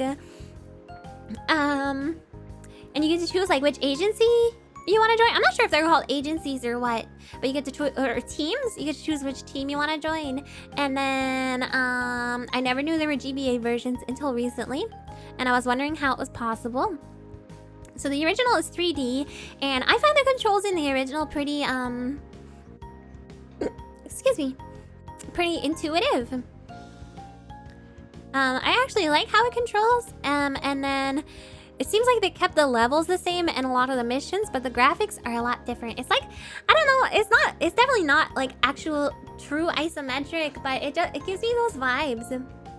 It seems like it might be a little bit difficult to control, but let's take a look at the two versions. I actually found a video that compares them both, so that's nice and easy. You don't know what that sound was? That would have been a hiccup. That would have been a hiccup. Yeah, Eric Sparrow is the most notoriously evil man in any video game ever. We hate him. He is actually just straight up evil. I don't like him. He's pure evil incarnate, okay? He sucks. We hate him. Okay? And you guys do too. I don't care if you haven't played this game.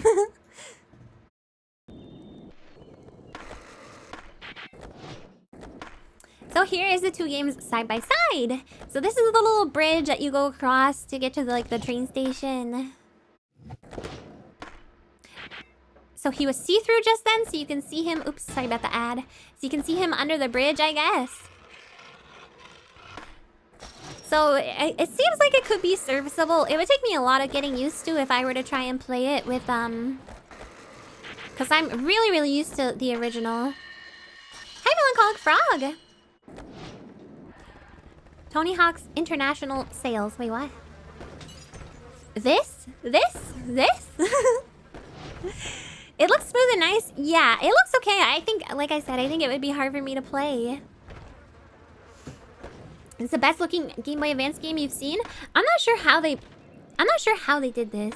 I mean, I know Game Boy Advance is like 32-bit and there's like some weird stuff you can do. I'm not sure if it's I'm not sure if they did like, what is the word? Rotoscoping? If they like trace 3D models or whatever. I've never played the Game Boy Advance one, no. Biggest difference is much more of a banger soundtrack on the consoles over... Oh, true, because...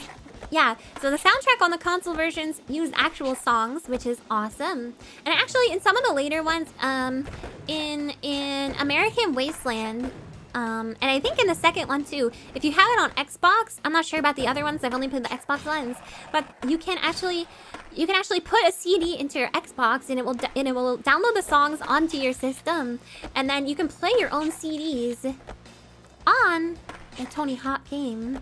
So I would be playing this game. I would have like a burned, CD of, legally acquired burned CD of Morning Musume that I would load onto it, and then I'd just be listening to Morning Musume as I played Tony Hawk's Underground. Hi, Maida Hamkatsu. Game Boy Advance was great for its time. What sucked about it was the lack of XY buttons. Could have benefited it greatly. Yeah, and that and it wasn't backlit, but I guess the the SP fixed that. Yes, legally acquired songs. Yes. Doing kickflips to Morning Musume is the most Ami thing I've heard yet. Yay!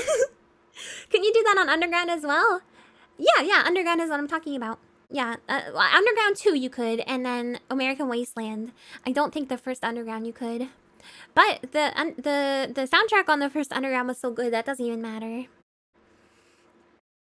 But I'm not sure if that was just an Xbox thing. Mama. You're playing this on your SP right now. It's great. I want to try it out. You know? I wonder if it's I imagine it's sold well. I feel like it wouldn't be that expensive. But you know what? Then I'm like, maybe I should just play, Tony Hawk's Underground on stream rather than the Game Boy Advance version, because that's the one I'm familiar with. I actually love that game. Which more games did things like that? The only modern game I can think of that lets you upload your own playlist to the game is Gundam VS of all things. Oh my god, that's amazing. You don't know what a burned CD is? Wait, who doesn't know what a burned CD is? James Bond, I'm calling you out. I have heard the term burned CDs, but I forget what it means. Please explain. Are you kidding me? Are you for real? I don't like this. I don't like this reality that I'm in. I don't like this reality that I'm in. Oh, I feel old.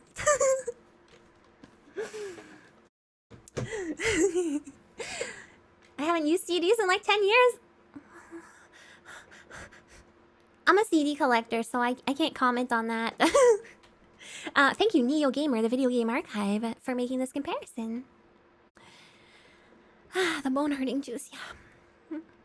Let me tell you about the magic of LimeWire, Napster, Kazaa. LimeWire and Kazaa and Morpheus. Oh yeah, you guys know what the save icon is on Microsoft Word. What's this Betamax? Alright. But I'm a CD collector, so I still collect music CDs. Yeah, it's a floppy disk.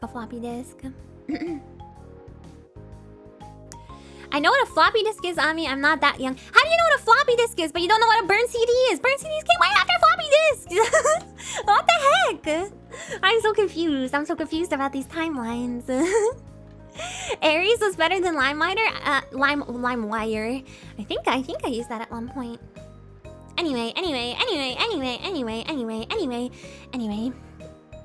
You also collect CDs. Oh, my parents drive me as insane. No, collecting CDs is awesome. I love CDs.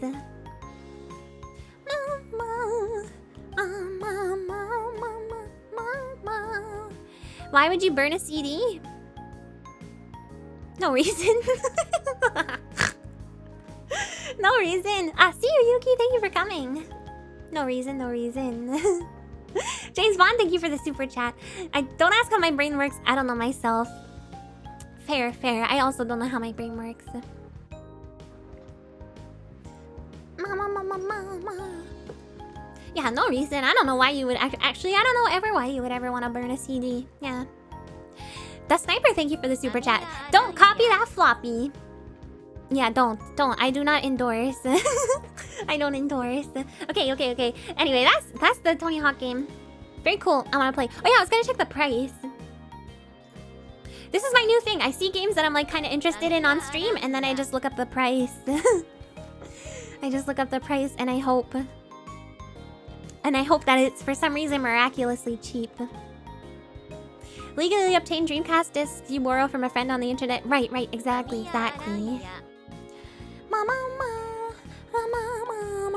Okay, hold on. What am I searching? Tony Hawk's Underground GBA. It's so cheap! Oh my god, it's so cheap. Oh my god, it's like $10. Oh my god, it's like $10. Wait, how much is it in box? I want it in box.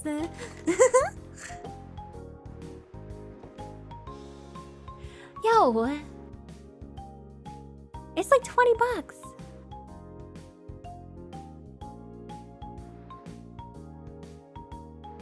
Okay, I'm gonna send this to myself. Are you an inbox collector? I'm not typically. What I have, the only things I have inbox now is some Super Famicom games. So typically I don't try and go for inbox, but recently I've been, checking just to see what the price difference is. Because I would like to have more games in box. I'm gonna add it to my little doc here so I remember to come back to it later. It is a steal. Oh, speaking of eBay, I did a bid for Link's Awakening DX recently, so we'll see how that turns out. Actually, I don't know how bidding stuff on eBay works, so somebody probably already outbid me. Yeah. Yeah, they did. Do you know there's a short-lived extension to CDR discs that allowed you to burn around 10 gigabytes of data at double density? I did not. No, 1 gigabyte. Oh my god, okay. I was gonna say, 10 gigabytes is pretty insane. Anyway, let's move on to the next game.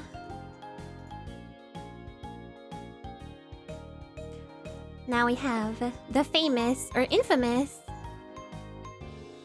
You buying that collector's edition? Oh, you mean of, the Game Boy Color games? I wish. It's too expensive. I saw that strike. Yeah, this one. Wow. Okay, so this was, recently was a hot topic online because of how awful it was. So, this one's particularly upsetting to me because I recently actually wanted to play GTA Vice City. I got a hankering to play Vice City because that's like the one Game Boy, or that's Game Boy Advance. That's like the one GTA game that I've played. And I went to, see if it was on GOG or something, and they actually pulled the original version of the game to release this horrifically overpriced trilogy that includes all 3 games. I only want one of the games. It looks terrible. I don't want it. I only want the one game.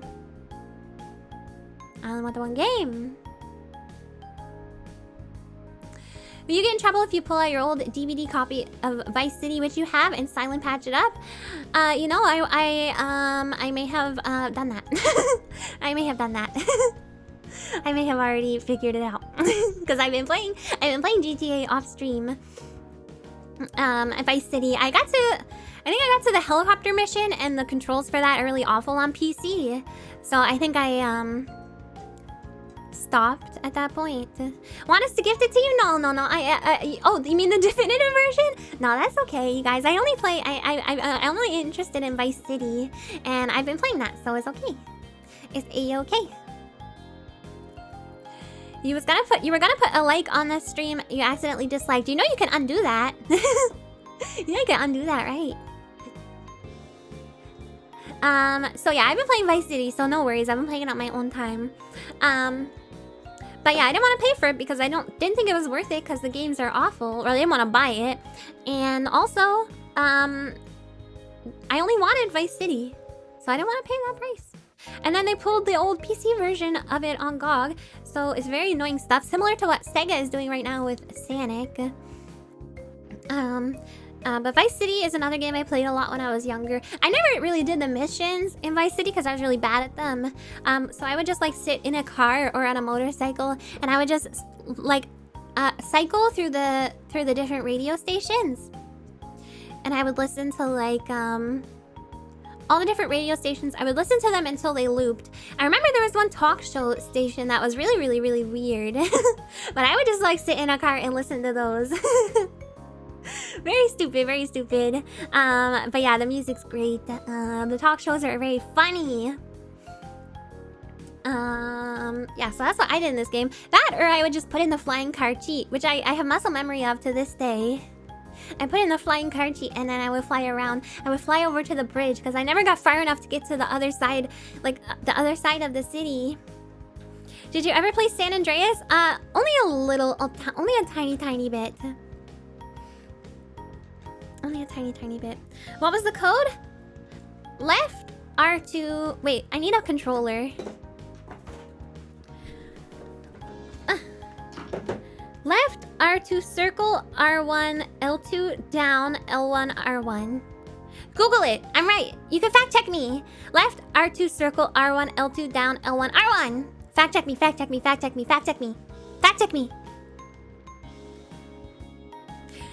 No, I didn't do the tank codes. I just did the flying car. Did you fact check me? I'm right, right? I'm right. I'm a gamer. I'm a gamer. I'm a chotter. Chotter till I die. So for the re-release of this, there's like some quality of life improvements. So they modernized some of the controls, but apparently the controls aren't they aren't consistent over the 3 games. If I pull that coffee cup off your head, would you die? No, it's not attached to me. I'm gonna say you're right because I'm too lazy to check. Yeah, I'm right. Alright. The graphics are very upsetting in these remakes. Everyone kind of looks like clay golems. Or golems. How's this said? Golem or golem? And apparently it was run through like an AI upscaler with only some of the graphics being redone by like people. So that's why it looks so awful. But let's take a look. Meow, meow, meow, meow. It would be very painful. You're a big spider girl for you. Wait, what? What was the series of words? The second one is right. The first one is Lord of the Rings. Oh, okay. Yeah, golem. A clay. They look like a clay golem. It's offensive to golems? I mean, it's not offensive or inoffensive. It's just what it looks like. Oh, it's a Batman reference? You guys know I don't watch freaking superhero movies. But thank you. Brain posting. What's this mean? Someone's gonna have to explain that joke to me. Okay. Anyway, look at this. Hey, Tomato Cat. I'm doing great today. Thank you. Thank you for asking. Okay, so this is when you have to kill. You have to scare the juror, not kill. Yo, man, I still got payments to make on this. So you're intimidating the juror by destroying his car. Very mean. Guilty is a dirty word. Very mean and awful and evil. Just wailing on the car. Alright, and then here we have the definitive version remake gameplay footage. I do want to get to a cutscene because I want you guys to see the faces. So I'll try and skip to something that shows it. Maybe here. You know who owns the fastest boat on the This is a remaster that came out, what, last year? And I wanted to stay that way. Every smuggler from here to What, last year this came out? A faster boat. Rumor has it the boatyard has just completed. The voice of the such a late Ray vessel Liotta, he just for died. some Oh Puerto Rican no. thickhead. And Tommy, I want that boat. Looks great. Tasty. Ah, Looks awesome. where'd you come from? Looks like it was freaking looks like it was molded out of Crayola model magic and written on with a marker. So terrible. So terrible. It looks really bad. But apparently they fixed some control stuff, so that's good. But why would they do this? Why are you hurting us? I'm sorry. If I had to suffer when I was researching this, you guys have to suffer with me, okay? It's bad. It's bad. So, yeah, if you want to play GTA, and if you want to do it legitimately, you have to buy these 3 games together that look like this. That's what you have to do. But hopefully they at least fix the controls on the helicopter part on Vice City, because that part is like a nightmare to try and do in the PC version. Okay, I've got just a couple left, which is good because my voice is getting kind of tired. I mean, my voice was already kind of tired. I'm not evil. We're just sharing the curse, okay? Don't you guys want to suffer with me? You guys always talk about how you know, you want me to make you suffer. And now all of a sudden it's a bad thing. This is the same part where if you swerve your car left and right, it gets wider. Wait, I don't know about that. That's a weird glitch. Yeah, exactly. Misery loves company. Yeah. If you have the right PC fan patches, you can use an Xbox controller and such with no issues. Ooh, that would be very, very nice. You want to suffer in a different way? Okay. Okay. Sorry, I got it right. Wait, you guys do this too here? Of course. Okay,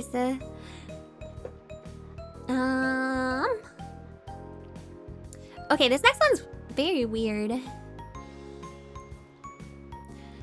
I don't know if you guys have heard of this. I haven't played this one myself, but I did have Super Mario Advance 2, which is just a port of Super Mario World, the SNES game, onto Game Boy Advance, and I thought that was cool. I thought that was pretty good. At least share the water. No, you won't get my dehumidifier water. Yeah, buckles take all kinds. This is true. So there's a few very interesting and like cursed things about this. So this is on Game Boy Advance. It's a port of Super Mario 2. And I saw gameplay of this recently, and there's some very, very bizarre additions.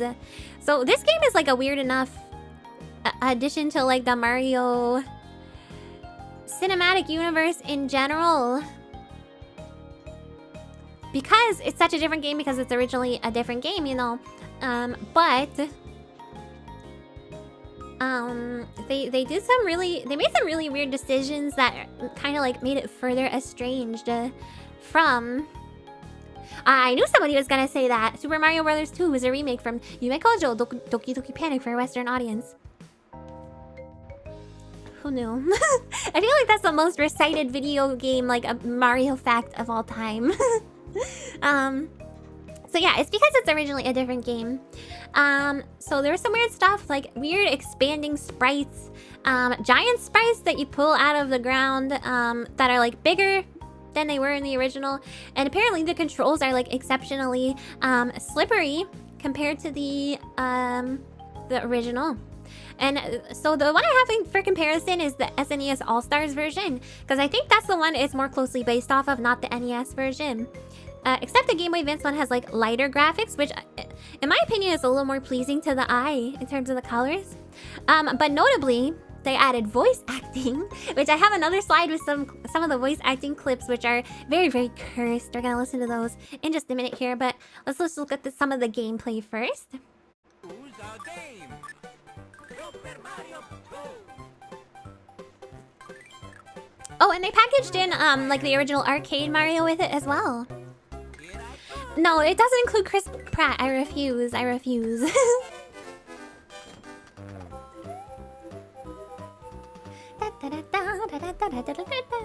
So there's a giant Shy Guy for some reason. And there's whatever that is. Did you see that? What is that? What's that? That looks terrible. That looks so bad. But you know, the floating hearts are kind of cute. I don't know why some of the sprites are just giant. It's so random.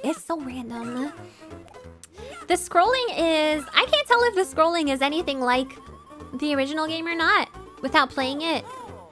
It definitely looks weird, doesn't it? But the graphics are very pleasing.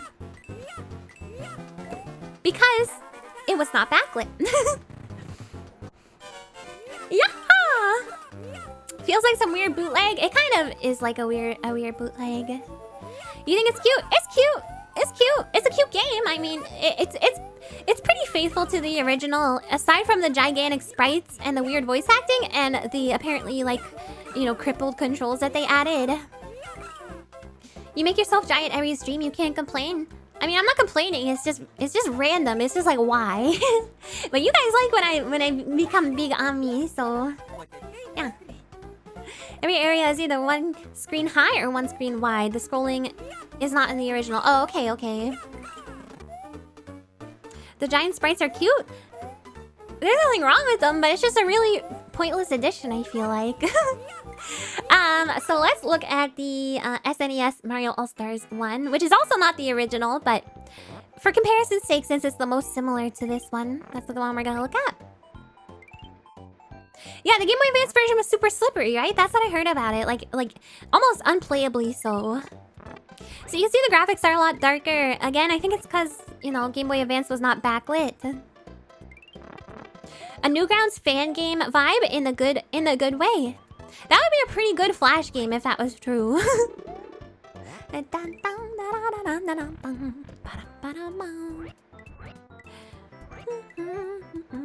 definitely a lot crispier, but that could be a thing with the capture.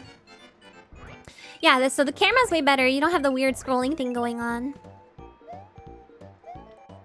They use voice acting to hit a new public? Do you mean that they were trying to go a new... What do you mean new public? They were trying to hit a new demographic? There's one voice line I'll never forget is added across 1, 2, and 4 when you get a 1-up. Just what I needed. Wait, Mario says that?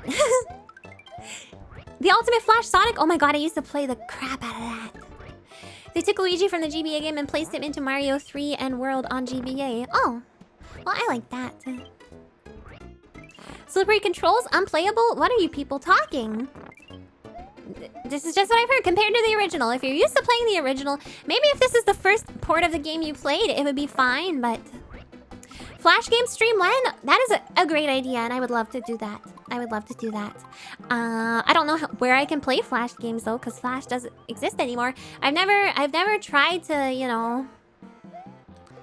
I've never tried to play them after Flash went bleh and died. I would love to do a stream like that. That's a great idea. Anyway, so you can see the differences, and if we go to the next slide here... this is going to be all of the boss lines, which are particularly cursed. The character voice lines, I don't have a video for that because it's not really... The character voice lines aren't the problem. Like, they sound like the characters, but the boss voice lines are very, very bizarre. So let's take a look. I mean, a listen. Thank you, Kingdom Come 3914, for the video, for the compilation.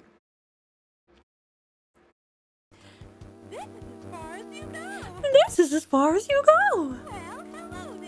Well, hello there. I'll remember this. What is this? I'm gonna finish you off. Why is it so bad? It's so bad. I'm ready for you this time. You got a lot of nerve. You blocked this from your memories? You don't remember this? Yeah, why would they do this? Why would they do this? Now, this guy I love. This guy has got like a... Yeah, yes, I'm a man. I love him. I love the rat. Step right up. Get you ready to get... This guy's okay too. I think it's just the Birdo that is a problem for me. Oh my god. Oh my god. This must be... Is that a new boss? For this version? They talked in the Game Boy Advance version only, yes.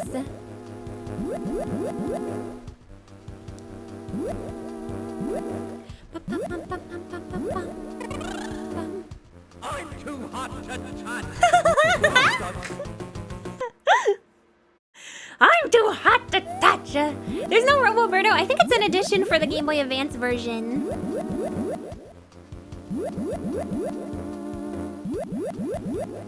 Come on, talk, talk, talk.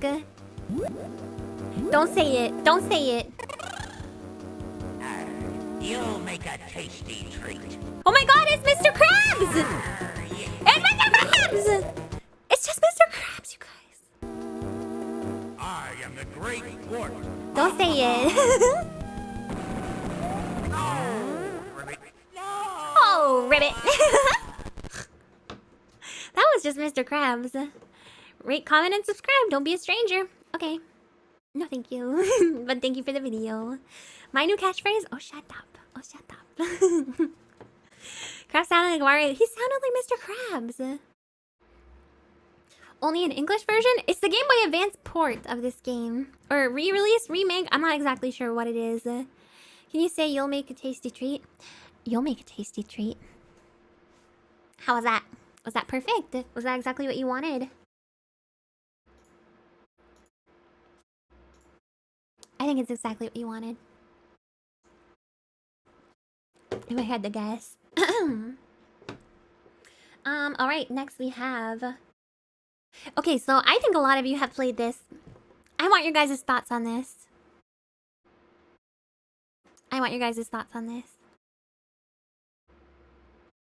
Okay. I think some of you guys have probably played this one. Metal Gear Solid, The Twin Snakes on GameCube. What do we think? Thoughts? Initial thoughts? Everybody? What do we think? What are the opinions? Good? Bad? Better? Worse?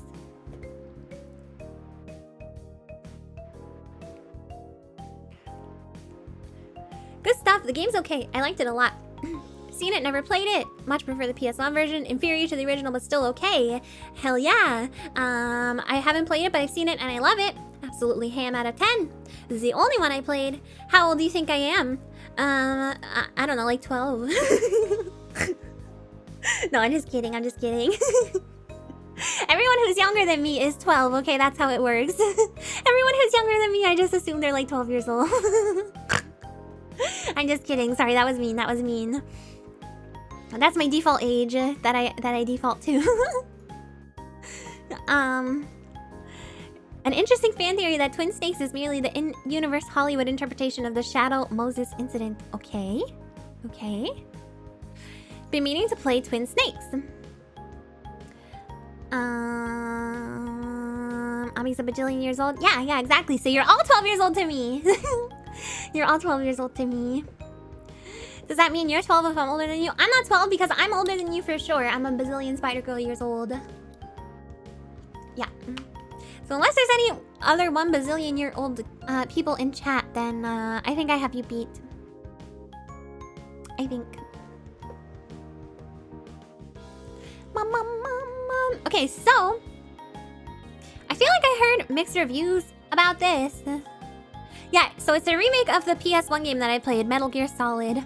They subtitled it with the Twin Snakes. So when I was researching this, I was kind of it was presented to me sort of by the general internet as like a bad remake by some posts that I found. So that's why I wanted your guys' opinion. It seems kind of mixed. There's no such thing as a bazillion. That's what you think. Yeah, so opinions seem pretty mixed. They made a lot of changes. It sounds a lot easier, first of all. Oh, hello, Mai. First of all, it sounds way easier. They actually added an extra, what is it? An extra easy mode. Like super easy? I don't remember what it was called. I have it somewhere. Cosmetic stuff, a lot of the characters have their accents changed. So Mei Ling has a more Americanized accent. Take that how you will. Apparently there was voice acting changes, but not a ton, like in the actual actors themselves. So Gray Fox and Donald Anderson were both voiced by Greg Eagles in the original, and then in Twin Snakes, Greg Eagles voiced only Anderson, and Gray Fox was voiced by Rob Paulson. I don't know who any of those people are, but don't know any other differences, but the cutscenes are somehow way dumber than they already were. So yeah, I have some of the cutscenes here for us to watch, so that'll be interesting. I find that Snake sounds a bit more like Seto Kaiba in the remake. A little bit more like Seto Kaiba. You need an easier game mode with the GameCube controller, and it's... Oh, that makes sense. Actually, if the GameCube controller is difficult to use. Animaniacs, yeah, I do know Animaniacs. Interesting, okay. So here's a couple of the like mechanic changes. I'll just read them to you. When the player is spotted by an enemy, the game doesn't automatically enter the alert phase. The enemy has to call for backup first. And then there's no longer a timer on the alert phase. And it just goes away when the enemy loses sight of you. So does that mean if you hide under a box right in front of his eyes, then he... Then like what I tried to do so many times, then it'll just ignore you. There's lockers now, so you can hide in lockers, or you can put bodies in lockers. Same with bathrooms, bathroom doors. It's called very easy difficulty setting added. In my notes, I have, in brackets, I have question mark, question mark, question mark, question mark, question mark, question mark, question mark, question mark, question mark, question mark in brackets in my notes, because I think I played on easy. When I played, does anyone remember? I'm pretty sure I played on easy mode. Right? I think. Yeah, it's like, here's what I have. I'll copy and paste it. Huh? Is it one of the ones that mocks you for playing it on easy? I don't think so, although I wouldn't put it past a Metal Gear Solid game to do that. I played normal mode. Are you sure? Are you sure? I think I might have played easy. Those aren't brackets? Yes, they are. Yes, they are. What do you mean they aren't brackets? Those are parentheses, not brackets. They're also called brackets! But you guys are thinking of square brackets. Brackets. They are called brackets, you buggers! What's wrong with you guys? Stop trying to gaslight me about brackets! Those are square brackets, James Bond! Look! I'm about to prove you all wrong! I'm about to make a fool out of all of you! You better hold your horses! You better, hold on to your ankles! And kiss your butt goodbye! I'm about to prove you all wrong right now. All of you. This is from Wikipedia. Hold up. Hold up. Hold up. It's literally brackets. Literally. Hold on. Where did I save this picture to? Where did I save this picture to? Come on! Oh my god. Oh my god. I don't know where I saved the picture to. Let me try this again. James Bond, thank you for the super chat. Can't believe Ami edited a Wikipedia article. How would I be able to edit it in this amount of time? Baka! You guys are fools. Fools, all of you. Fools. Then how do you differentiate between, do you mean round brackets or square brackets or curly brackets or angle brackets?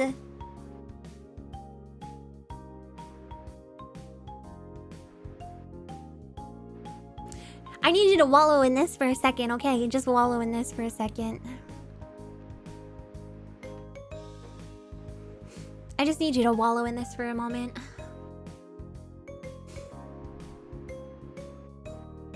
We're just gonna sit here in silence for just a minute.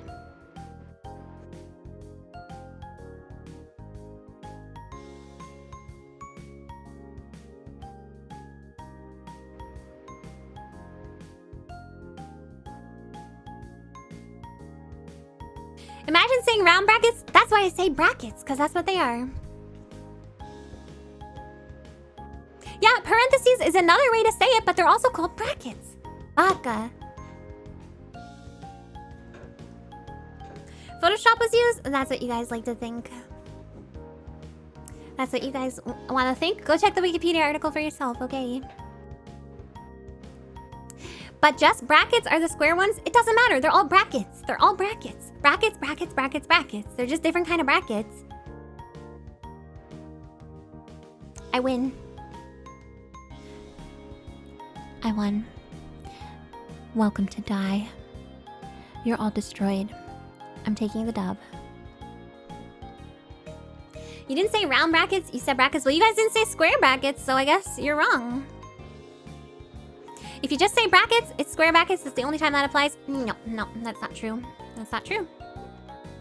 That's not true. People, many people call them brackets, okay? So get heckied. Get heckled. Get heckled. Man, it feels good to be right. It feels good to be right. Anyway. Technically correct, the best kind of correct. Yeah.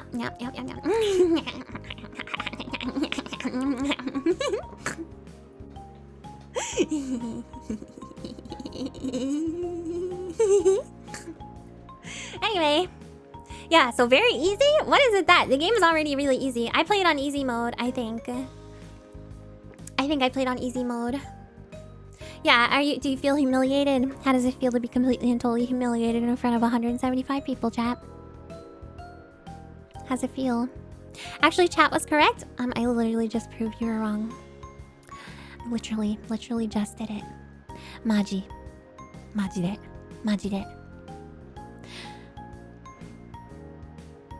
Feels nice. Well, people who say chevrons are not people. Kind of like people who call square brackets just brackets, which was in the same category as the chevrons, may I remind you. Anyway. Let's move on. Okay, so... Oh, there's no VR missions in this game, which I guess is like, you know... I guess it doesn't really matter. Oh, James Bond, thank you for the donation. I'll be honest, I used to call brackets before someone corrected me. The person who corrected you were wrong. Apparently people in chat are saying that calling them brackets is a British thing. Also, Ami called me a baka, let's go. Yeah, you guys are bakas. You guys are bakas. Yeah, so disappointing that there's no VR missions, but apparently they were going to include it, but then they ran out of time before the release, so they weren't able to implement it. And then in the PlayStation version, here's another difference. In the PlayStation version of Metal Gear Solid, the player's life and maximum ammunition are gradually increased as the game progresses. But in Twin Snakes, they're both at maximum from the beginning, making it even easier for the easier. Pulls up chart, proving yourself wrong. I won, Sasaga Kani Shoujo. No, I was right. It proved me right, actually. So yeah. Sorry you guys got totally and utterly humiliated. But I'm not sorry. So yeah, that makes it even easier. And in addition, the life bar is refilled, and I guess they ran out of characters because I don't know what else. I don't know what else goes there. But here, let's look at some of the cutscenes, the differences between the versions. You didn't refer to them as circle brackets because they're not called circle brackets. So that's not even one of the categories. Oh my god. If you play on normal for the next game you play. I mean, I don't know if I'll play Metal Gear Solid again. But no, I'll probably keep playing on easy because I have a debuff from playing on stream anyway. Ouch. Itchy neck. Okay. She's so mad. Am I mad? Am I mad? Am I mad or are you mad? For being wrong.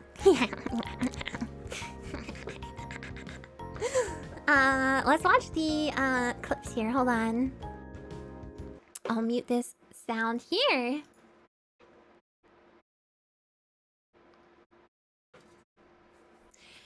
And we have everybody's favorite cutscene, okay? Don't move. That's the second time I've been able to sneak up on the legendary Solid Snake. Everyone's favorite one. You're Meryl? There's no way you could pass for a man for long. What do you mean? Hey, men aren't allowed in here. I had no idea you were so feminine. This is no time to try and hit on me, Snake. So here's Snake being a, you know, Don't move. dog in the original. That's the second time I've been able to sneak up on the legendary Solid Snake.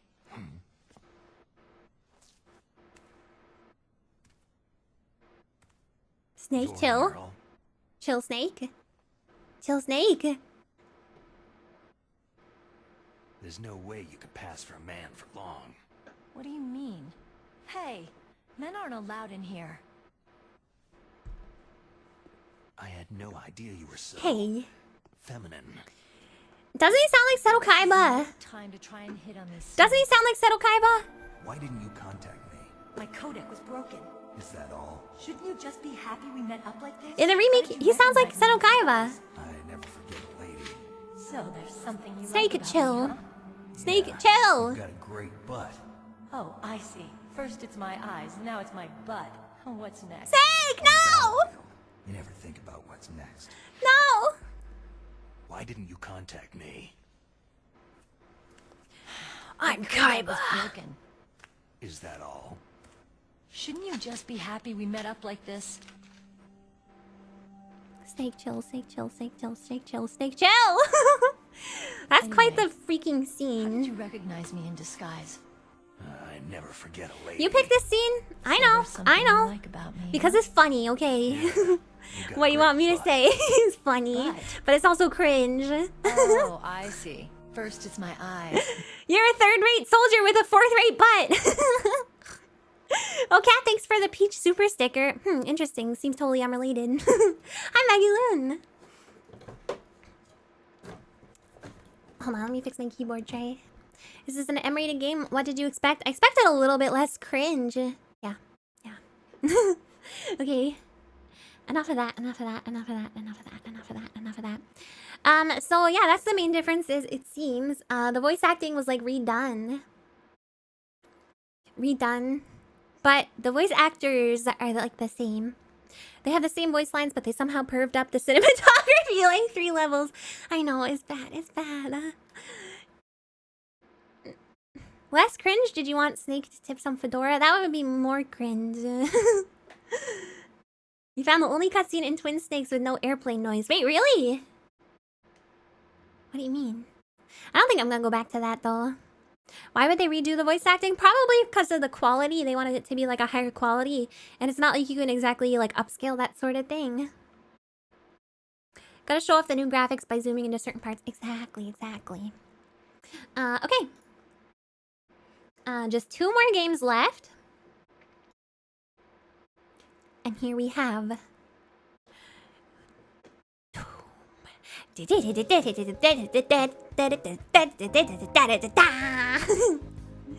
Every cutscene had a fan shot with a swoosh noise. I kind of like that. I kind of actually like that. Meow, meow, meow. Meryl is who they base the Herald Shield chant off of.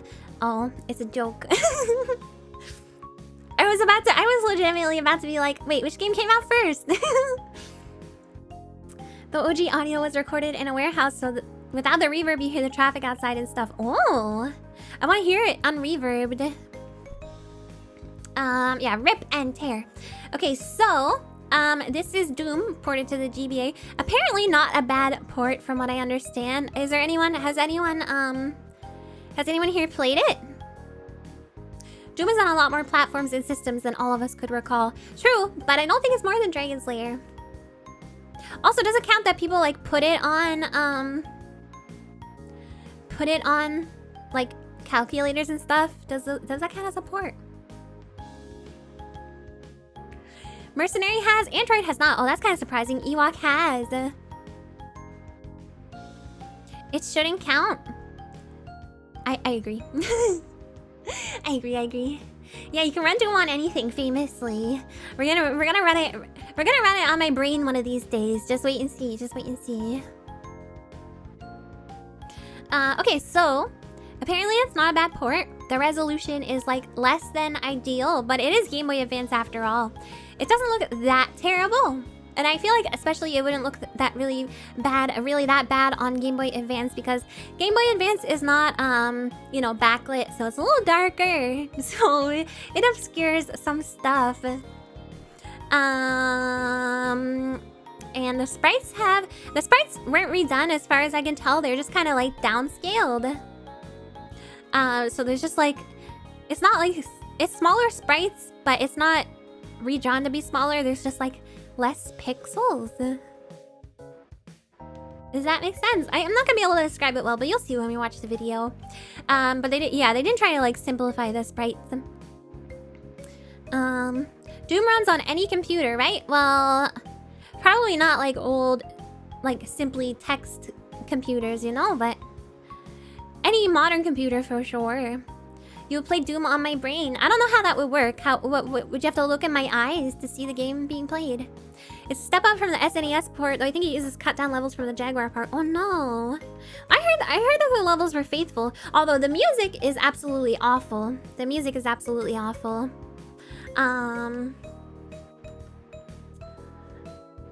Which we will hear in a moment here. I have a playlist of a couple different songs. The gameplay seems to be exactly the same.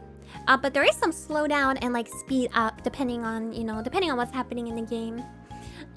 Like if there's a lot of sprites on the screen, it's slow, and if there's not a lot of sprites on the screen, then it speeds up. And apparently, actually, the music is terrible, but apparently on top of that, the songs are not even on the right levels. Like the songs are like mixed and matched. But let's watch some of the gameplay, and then we can listen to some of the songs so you can see just how bad they are. Okay, hold on. Yeah, you gotta stare deeply into my eyes to play Doom. I can look at your eyes and pretend I'm actually playing Doom. That works. Yeah, I bet some of you guys have Doom memorized enough that you can just do that. You rented Doom on SNES. It had a red cart. That's so cool. I love when carts had different color. You remember Rugrats? Rugrats had like an orange cart or something. Or not cart. It's not even a video game. It's a VHS. I'm sorry. My brain's all over the place.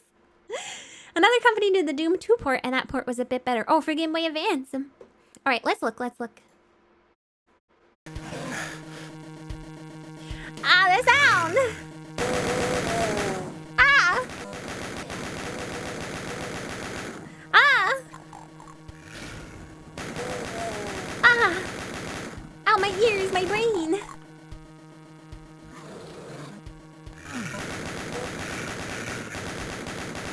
Oh yeah, you definitely can't read the ammo counts, especially when it's not backlit. I mean, keep in mind, this is probably captured at decently high quality. But if you're looking at this on a Game Boy Advance, no way you'd be able to read these. No way.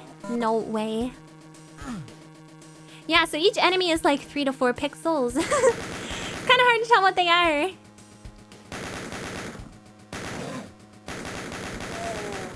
Anyway, that's enough of that. I mean, it's Doom on the Game Boy Advance. So, you know, it's kind of what it does what it says on the tin, I feel like. But the music. Okay, does anyone have requests for any particular Doom music or song that you would like to hear? And I will play it. Let me know. Any requests? Which level? It is what it is, exactly. E1M1. Okay, you guys are gonna have to be more specific. What level is that? Because this playlist I have is marked by level 1, level 2, level 3, etc. So you're gonna have to let me know. First level? Okay. The Imps song? Does that sound correct? The Imps song?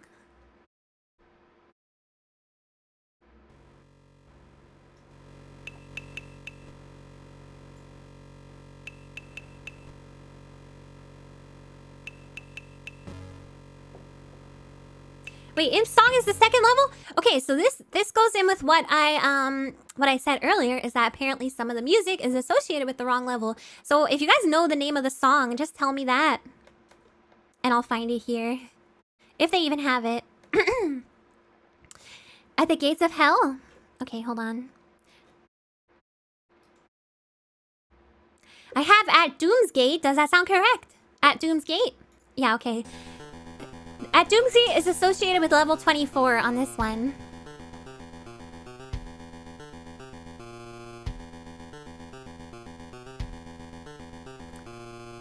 They have it on level 24.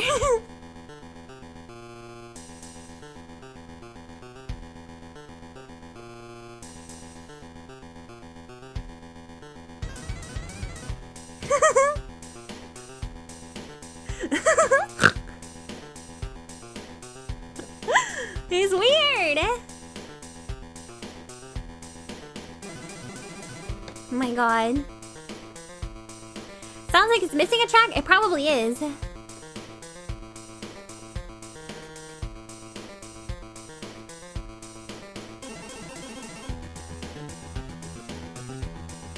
Now compare it to the 32X version. Okay, let's do that.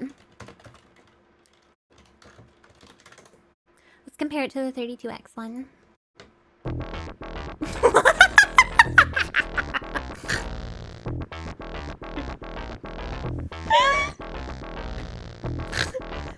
It's so farty! Why is it so farty?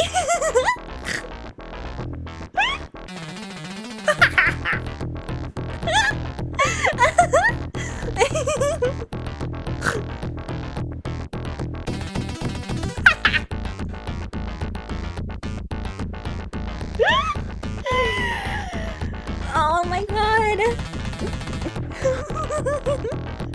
This is whack. This is whack. This is whack.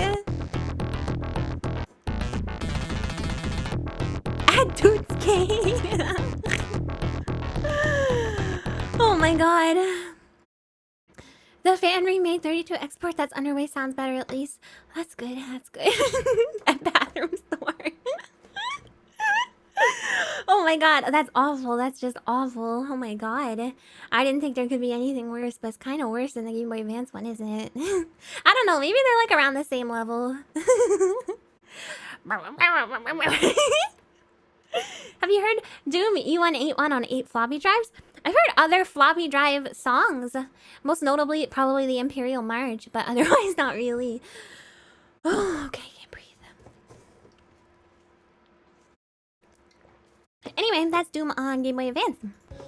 Let's move on to the next and last game.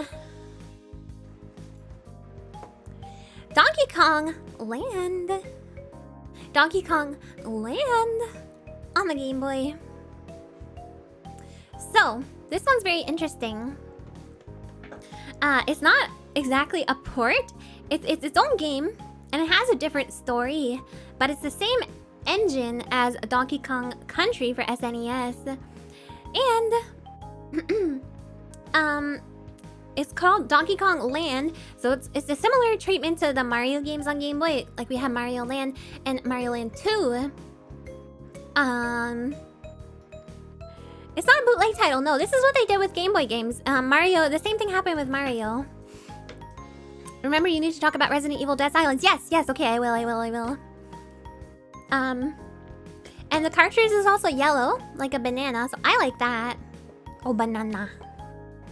Yeah, and so it's on Game Boy, but they seem to have tried to replicate the graphics, but in 8-bit, so it's in black and white. So it kind of looks a little bit like busy at times, but it also does look like the source material for the most part. Many of the levels are like similar to levels on the SNES one, but slightly different, and some of the mechanics have changed. So at the bottom, it looks like there's like a health bar, rather than, you know, having Diddy Kong or whatever. The plot to this game is hilarious. What is the plot? I don't actually know.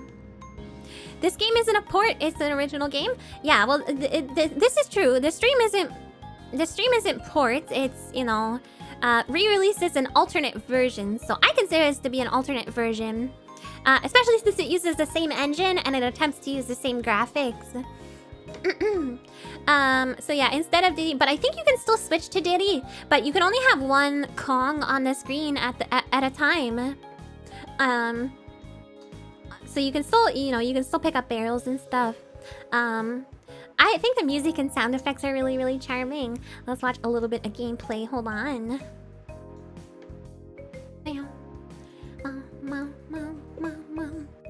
Rare cheated with graphics on SNES? I don't think you can cheat graphics. I don't think you can cheat graphics. That's like saying that... That's like saying that...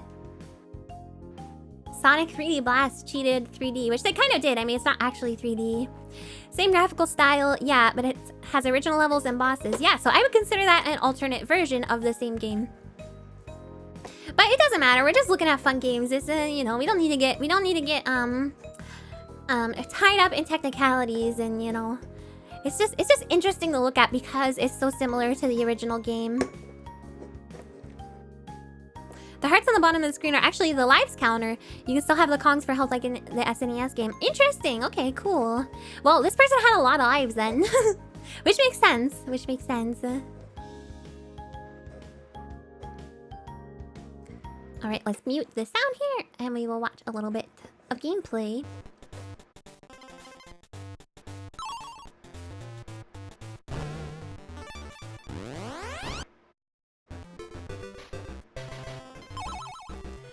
Donkey Kong is not a 3D game. Right. It's just trace 3D images, which is actually really clever. I don't think that's cheating at all. Yeah, so it's a little bit hard to parse what exactly you're looking at with the way the graphics are. But maybe it looks different in, you know, green Game Boy colors. Maybe it's a little bit easier.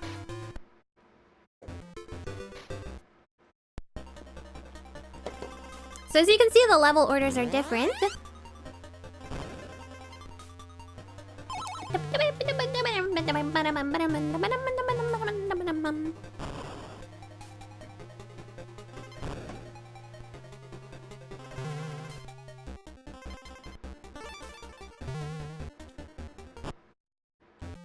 It's cheating. If you say so, I don't consider it to be cheating. Unless they said, hey, we figured out a way to, you know, like engineer a game, an SNES game to be able to use, you know, to have 3D models. I don't know. Even then, it still wouldn't be cheating. It would just be like false advertisement, I think. Game Boy is something else. So yeah, this is actually, it looks pretty good. I feel like it looks good. Yeah, there was a Donkey Kong Land 2 as well with Dixie and Diddy. The later levels being an under construction skyscraper. Maybe that was Land 2. Let's see. This is the whole game, so... Oh, I think I see what you mean. This, right? Oh. That looks like what you're describing.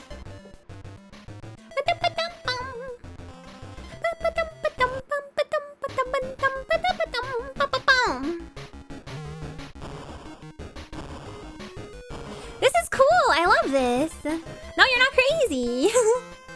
Song Aquatic ambience in the original was technically not possible on the SNES. Huh?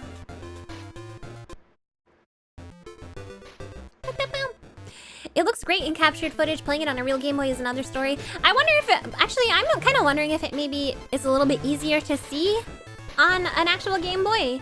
Because with the color, with the whites being so stark, I feel like it's difficult to parse exactly what you're looking at. But, you know, that's just me. That's just me. I don't know. Looks really cool for Game Boy, but also this game would have accelerated my worsening eyesight as a kid. Yeah, it's kind of... I feel like it's hard to see. I feel like it's difficult to see. It's much easier? What do you mean is much easier? Like, it's much easier to see? On the Game Boy? Another interesting Donkey Kong Country handheld port is Donkey Kong Country 3 for the Game Boy Advance. They got David Wise to make an entirely new soundtrack for the game, and it's really good. Oh! The ad for Donkey Kong Land? Okay, let me look it up.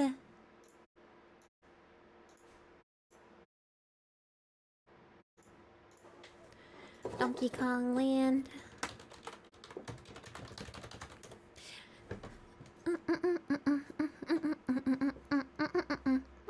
Oh god. What is this? Why are his eyes doing that? Okay, hold on. I'll see if I can get this. I'll see if I can show this to you guys.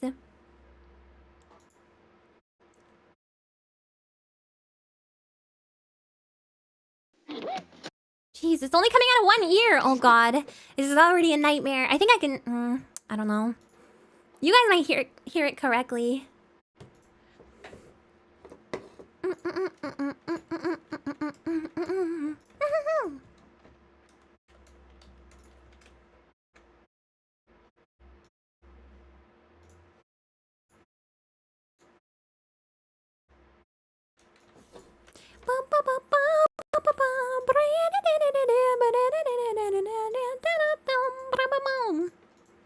Oh, where is it? Where is it?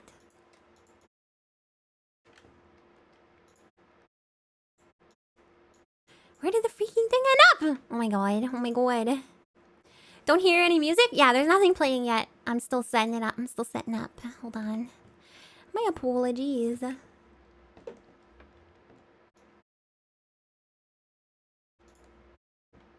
Okay, here we go.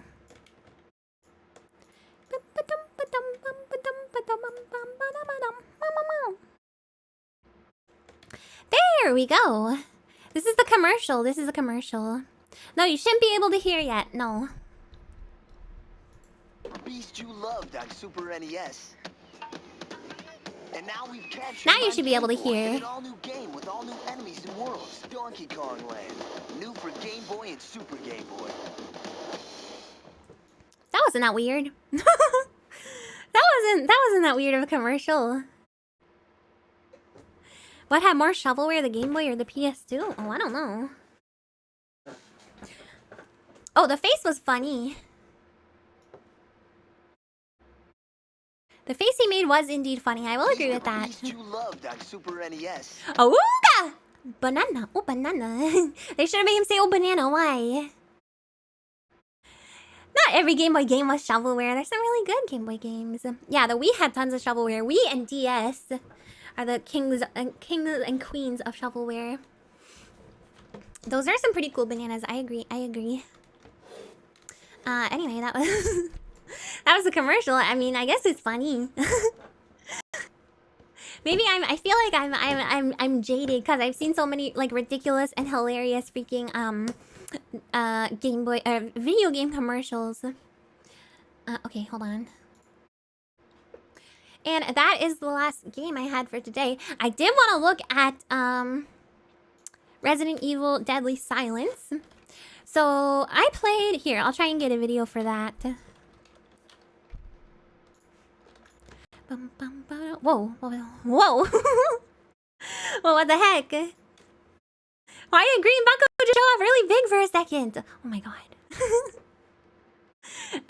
Okay, hold on. Let me try and find some gameplay of Deadly Silence. Or Dead Silence? I don't know what it's called. Yeah, they call it Resident Evil DS. Bum bum bum bum bum bum bum bum.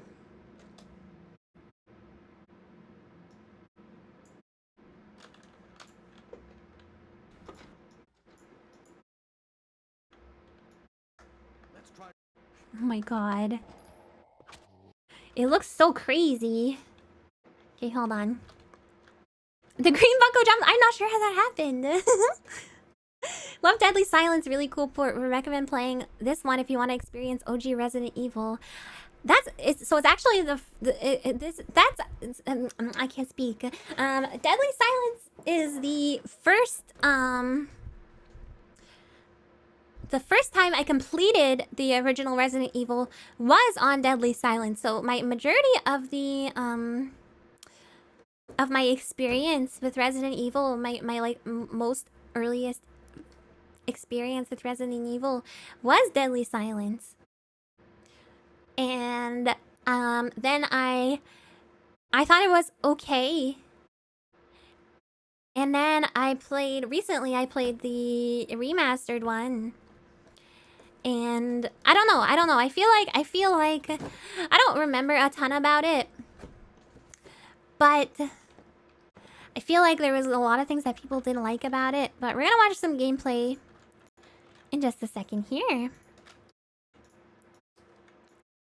Mama.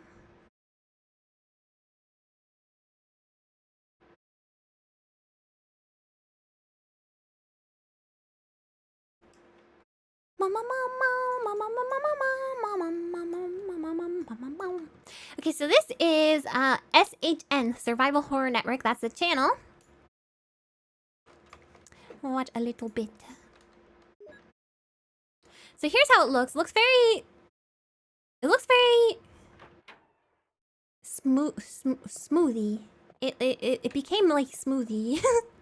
It looks like it's been run through like a Photoshop art filter sort of. I don't know how to explain it, like some kind of oil paint filter.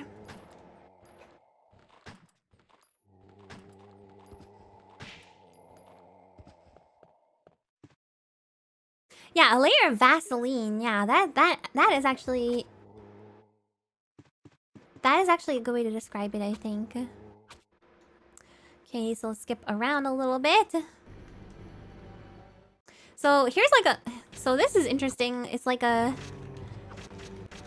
first-person section with the touch screen. I don't know how I feel about that. It looks a little weird. Is this the top screen or the bottom screen? This is... I believe that's the top screen. But who knows? I don't remember enough about it. So that, I don't know. I feel like... Does it look better? A little better? I feel like I'm not a huge fan of the way it looks. But I mean, it is DS, so... It's, you know, it's still not, like, that advanced in terms of what you can do with graphics, as far as I understand. But it definitely looks more smoothie than the PlayStation 1 version. The menu is kind of weird to me. I don't know why. So I feel like... I don't know if it was just my copy of the game. Or what. But I feel like... there was... a part that I couldn't get past. I'm trying to like remember. I feel like there was a part that I couldn't get past. And... I feel like at the time it was the game's fault, but that could have just been my brain, because I do that a lot. I'm like, I do something bad in a video game and then I blame it on the game, but it's not the game's fault. Okay, hold on. So let's get rid of this. And I will look up a little bit about exactly what the differences are, because it's been so long ago that I played it.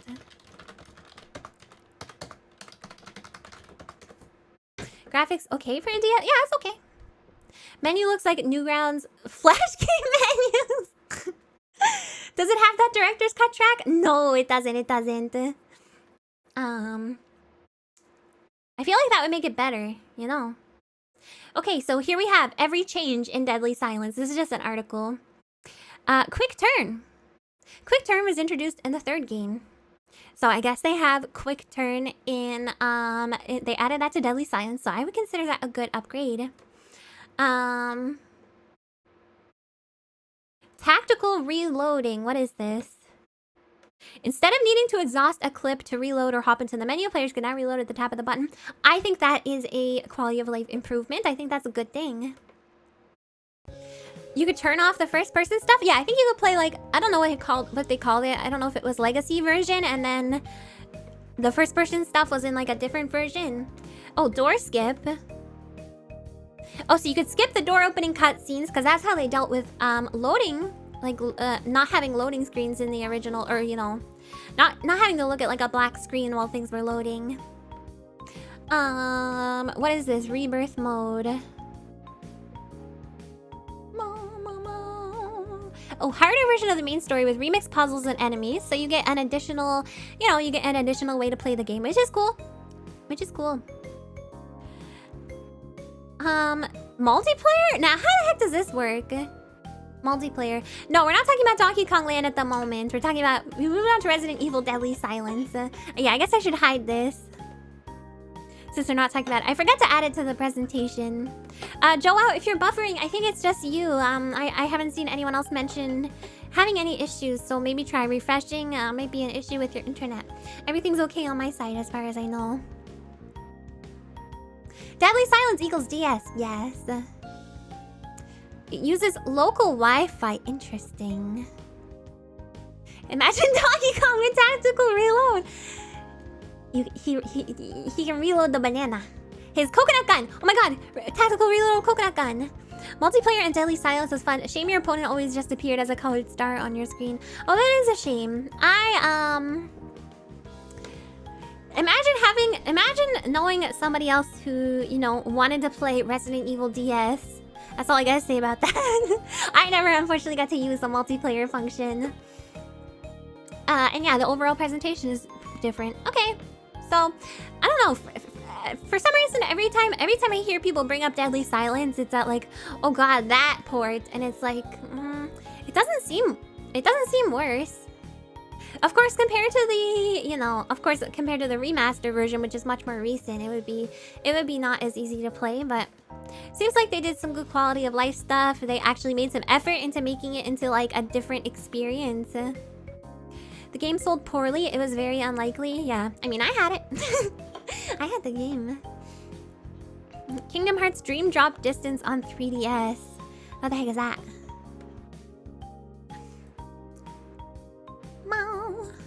In multiplayer, you could play as one of the dead stars too. Oh, that's cool. Man, I'll never get to play multiplayer Resident Evil Deadly Silence. I'll never get to play multiplayer Resident Evil Deadly Silence. I'm never gonna get to play multiplayer Resident Evil Deadly Silence. Man, sometimes life's not cool.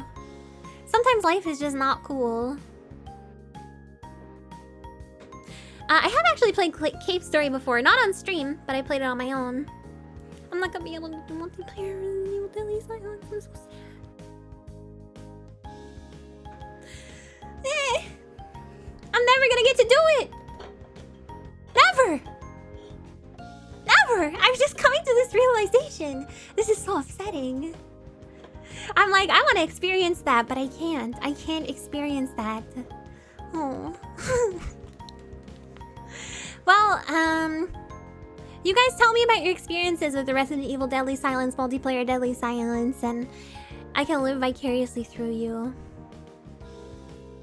Anyway, we're over here. We're over here now. Most people didn't, but I'm never gonna get to. We're never gonna get to. You guys, we're never gonna be able to do that. You can net play on an emulator, but can you? Can you if it's like local Wi-Fi? Doesn't that mean you have to be near the other console? Or are there emulators that emulate that, like to have it over actual internet? Yeah, that was, at least they improved the speed of the zoom on OBS. I still don't like that it zooms at all. You should just update. We're done for the presentation. Yep.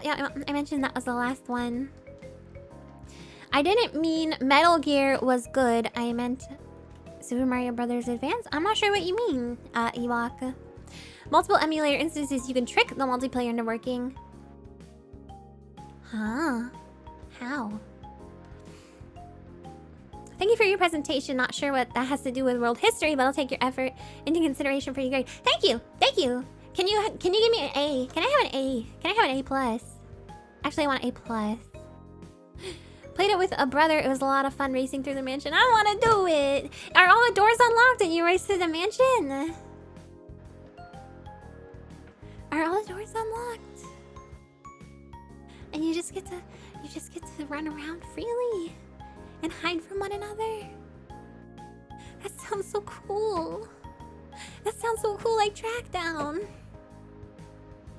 I want to play. I'm so upset. A++, the additional pluses for being cute. Oh, thanks. Yeah, it is world history. Very honored that you took my suggestion for this. Yeah, well, thank you so much for giving me the suggestions. You guys, next time I do a Zatsudan stream presentation like this, remember, you're always welcome to suggest things to me either on Twitter, on my schedule post on Twitter, or on my YouTube schedule post, or on my suggestions channel in Discord. I will take suggestions from all avenues. Oh, Tamrosi, you have to go. Thank you so much for coming today. Thank you. You have to kill a tyrant. Oh, you like work together? Oh, it's co-op. Cool. I want to play. I want to do it. Maybe I can try and figure it out somehow. Maybe. Do I have access to an Amiga system? I don't have an Amiga system. No. Give Sega games more love, you won't be disappointed. I give Sega games tons of love. I give Sega games a lot of love. I've been on a bit of an Nintendo arc recently, but I played like every Sonic game. Any chance of a sequel to this? For sure, for sure. I can definitely do another stream in this vein. You ever planning on streaming any of today's games? In all honesty, probably not. Probably not. Yeah, I grew up with Sega, so I played like all of the Sonic games. I played, Castlevania Bloodlines. I don't think that's one that a lot of people get to. And I definitely want to play more Sega games. I played Knights. I played Space Channel 5. Yeah, I played lots of Sega games. Hey, I played Cool Spot. I played the Cool Spot for DOS. I think there was one for DOS, which I played. Not sure if it's as good as, like, the console counterparts. Have I played that Sonic where Sonic kisses a human girl? You mean Sonic 06? I have not played Sonic 06. You check Sonic Frontiers. That's the new one that's coming out. The, like, open world one. I am not really interested in it. I'm not super interested in like the Breath of the Wild style Sonic. I don't know. I mean, modern 3D Sonic is like enough of a hard sell for me already. I just don't like the way it's looking. It looks kind of boring, if I'm being honest. Sorry. That's just what I think. But yeah. Was I looking at Tony Hawk? Or is that for an off-stream thing? I mean, I would like to play Tony Hawk's Underground, like the PS2 version, eventually on stream. Yeah. Or Xbox. Gonna give that one a wait and see. It's definitely interesting. It's definitely interesting. I'm glad they're trying something new, but I'm not gonna be playing it. As a Sonic game, it does feel really soulless. Yeah, like Sonic is all about being like colorful and like crazy and like cool. Like not every franchise has to have its own, Breath of the Wild thing. That's just how I feel. Possible to play Final Fight with Lisa? Final Fight? Do I know what that is? Hold on. Oh, beat 'em up. If I was gonna play a beat up, I feel like it's not a retro game, but I think Lisa likes Scott Pilgrim. There's like a really good Scott Pilgrim beat 'em up, I think. Maybe she would like to play that together at some point. Maybe. Gunstar Heroes and Mickey Mouse Castle of Illusion. Yeah, Gunstar Heroes has been recommended to me before. Yeah, I'm interested in that for sure. Yeah, I bet Lisa would be into that. I think. It's a really neat beat 'em up.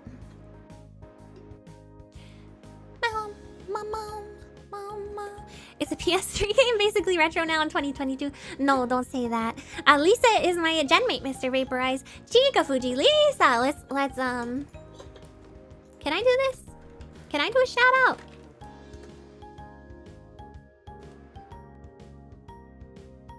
I don't know if it's gonna work for me or if I even did it right. Oh, it worked! There's Lisa's channel. Please go check her out. Yeah, my genmate, Chica Fuji Lisa. It's definitely not retro. It's definitely not retro in the slightest, but it's retro-esque in its style, and I think Lisa would like it. She likes Scott Pilgrim. It's fun to play. Yeah. Battletoads co-op. Now, who can I rope into doing a Battletoads co-op with me?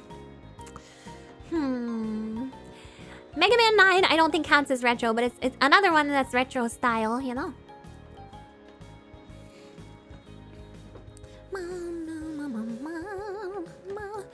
Meru, I mean, maybe Meru would like to play Battletoads. I feel like a lot of people are put off by Battletoads because it's really, really hard.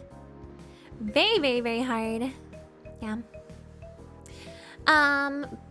But I would like to play. Yeah, I think I'll ask Lisa about playing the Scott Pilgrim game. I like it a lot.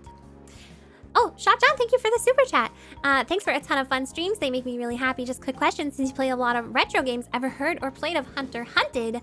Let's see if I've heard. Let's see if I have seen it, because that's usually the better question to ask. I'll usually remember seeing a game more than I do the actual name of it. Oh, it's a PC game, so chances are no. Oh, this looks neat. This looks cool. This looks cool. Is it one of those things I can get on GOG or something? 2D platformer. You know, I'm all about the 2D platformers. I love those. Oh, it is on GOG. Or no, it's on someone's GOG wish list. Never mind. Man. Does that mean it's abandonware? If it's not on GOG, does it count as abandonware? Battletoads for NES, that's famously is impossible to beat in 2-player mode. Yeah, it'd be fun to try. It'd be fun to try. There is Vampire Survivors. Is that retro style though? Vampire Survivors.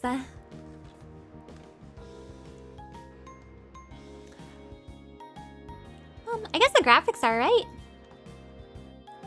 It's like Toho style graphics. It is abandonware. Okay then. Okay. I know it's recent, but retro style, as in like it has retro-esque graphics or, you know, gameplay elements. You know what I mean? That's the only retro part. Okay. Yeah, the graphics are retro style. Will I play Rayman at some point? I don't really know anything about Rayman. Are you okay with abandonware? I've heard certain streamers don't touch that. I am personally okay with abandonware. If there's literally no way to buy the game, then I feel like it's fine. I feel like it's fine. Of course, if companies want to sell the games, I will gladly, I would rather, you know, much rather buy them. But if they don't, then I think it's free game. Koshi means there's a literal bug in Battletoads that Softlocks co-op at a certain stage. Oh no! I mean, I doubt I'd get that far anyway. Stage 9. That game's so hard, I don't think we actually get that far. Did I hear about the Rayman show they're making? Oh, that sounds like a bad idea. Hack and slashes like the OG Diablos. I played OG Diablo a little bit, actually. Yeah, it was okay. What if I... Something that's like more recent, but still not like retro. Not retro, but not like super recent that I got that I want to play at some point is Halo on Xbox. I want to play Halo on Xbox. Yeah, it's free real estate. Exactly, doggo. Exactly. But everyone loves Rayman. That's why I think... it's probably a bad idea to make a TV show out of it. Yeah, Combat Evolved. Yeah. That's the one. The stage where you ride the unicycle through the maze as a spinning blade chases you. 2 players' controls do not work, and when they die, it restarts. Oh no! Yeah, I thought we would get that far. A collab for Gauntlet. Oh, I thought Gauntlet was like a single-player thing. Meow. You would argue it's retro? I mean, the cutoff for retro is different for everyone. I don't really think it's retro, but I still want to play it. I still want to play it. Everyone loves Rayman. Yeah, you know the sitcom Everyone Loves Rayman. Gauntlet, that's always been 4-player fun. Oh, I'm thinking of like the Sega Genesis version. See you, Uncle Red. Thank you for coming. Well, I am going to, I'm gonna head out and eat, you guys. Thank you very much for coming today. Can I give you a link if you like abandonware? Probably best not to link any of that in the chat, to be honest.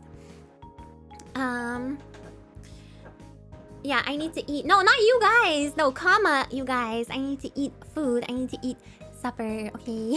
Thank you for the stream today. I am oh, you know what? I went for like 3.5 hours. I was gonna say it's a shorter stream, but you should drink that boba drink. It's been sweating on your head for a while. Yeah, I'm gonna drink my fake boba drink, my VTube Studio boba drink. But you didn't say comma? The comma was implied. Okay. So yeah, I'm gonna go eat. Thank you guys so much for coming today and for listening to my silly presentation. I'll definitely do, you know, a sequel to this at some point because there's lots of games like this, as people were mentioning. I appreciate you guys for hanging out and chatting about these games and, you know, whether you played them and stuff. Thank you so much to all of my regulars and irregulars and everyone who is here for the first time. I appreciate you checking me out. Thank you to everyone who chats and everyone who doesn't chat. And, you know, if you lurk, that's a-okay as well. And I thank you so much to all of my members, my buckles and my dreamweavers, and my mods as well, and everyone who donated. I appreciate you guys a lot. I will see you tomorrow. I'm gonna start Super Metroid, which it's gonna be the first time, it's gonna be the only time I'm gonna be playing Super Metroid on Wednesday, and then it's gonna move into my Monday slot. So after this week, we'll be doing Super Metroid on Monday, okay? Thank you guys very much. Otsukare-san, Mia, oyasumiya, and I will see you next time. Bye-bye!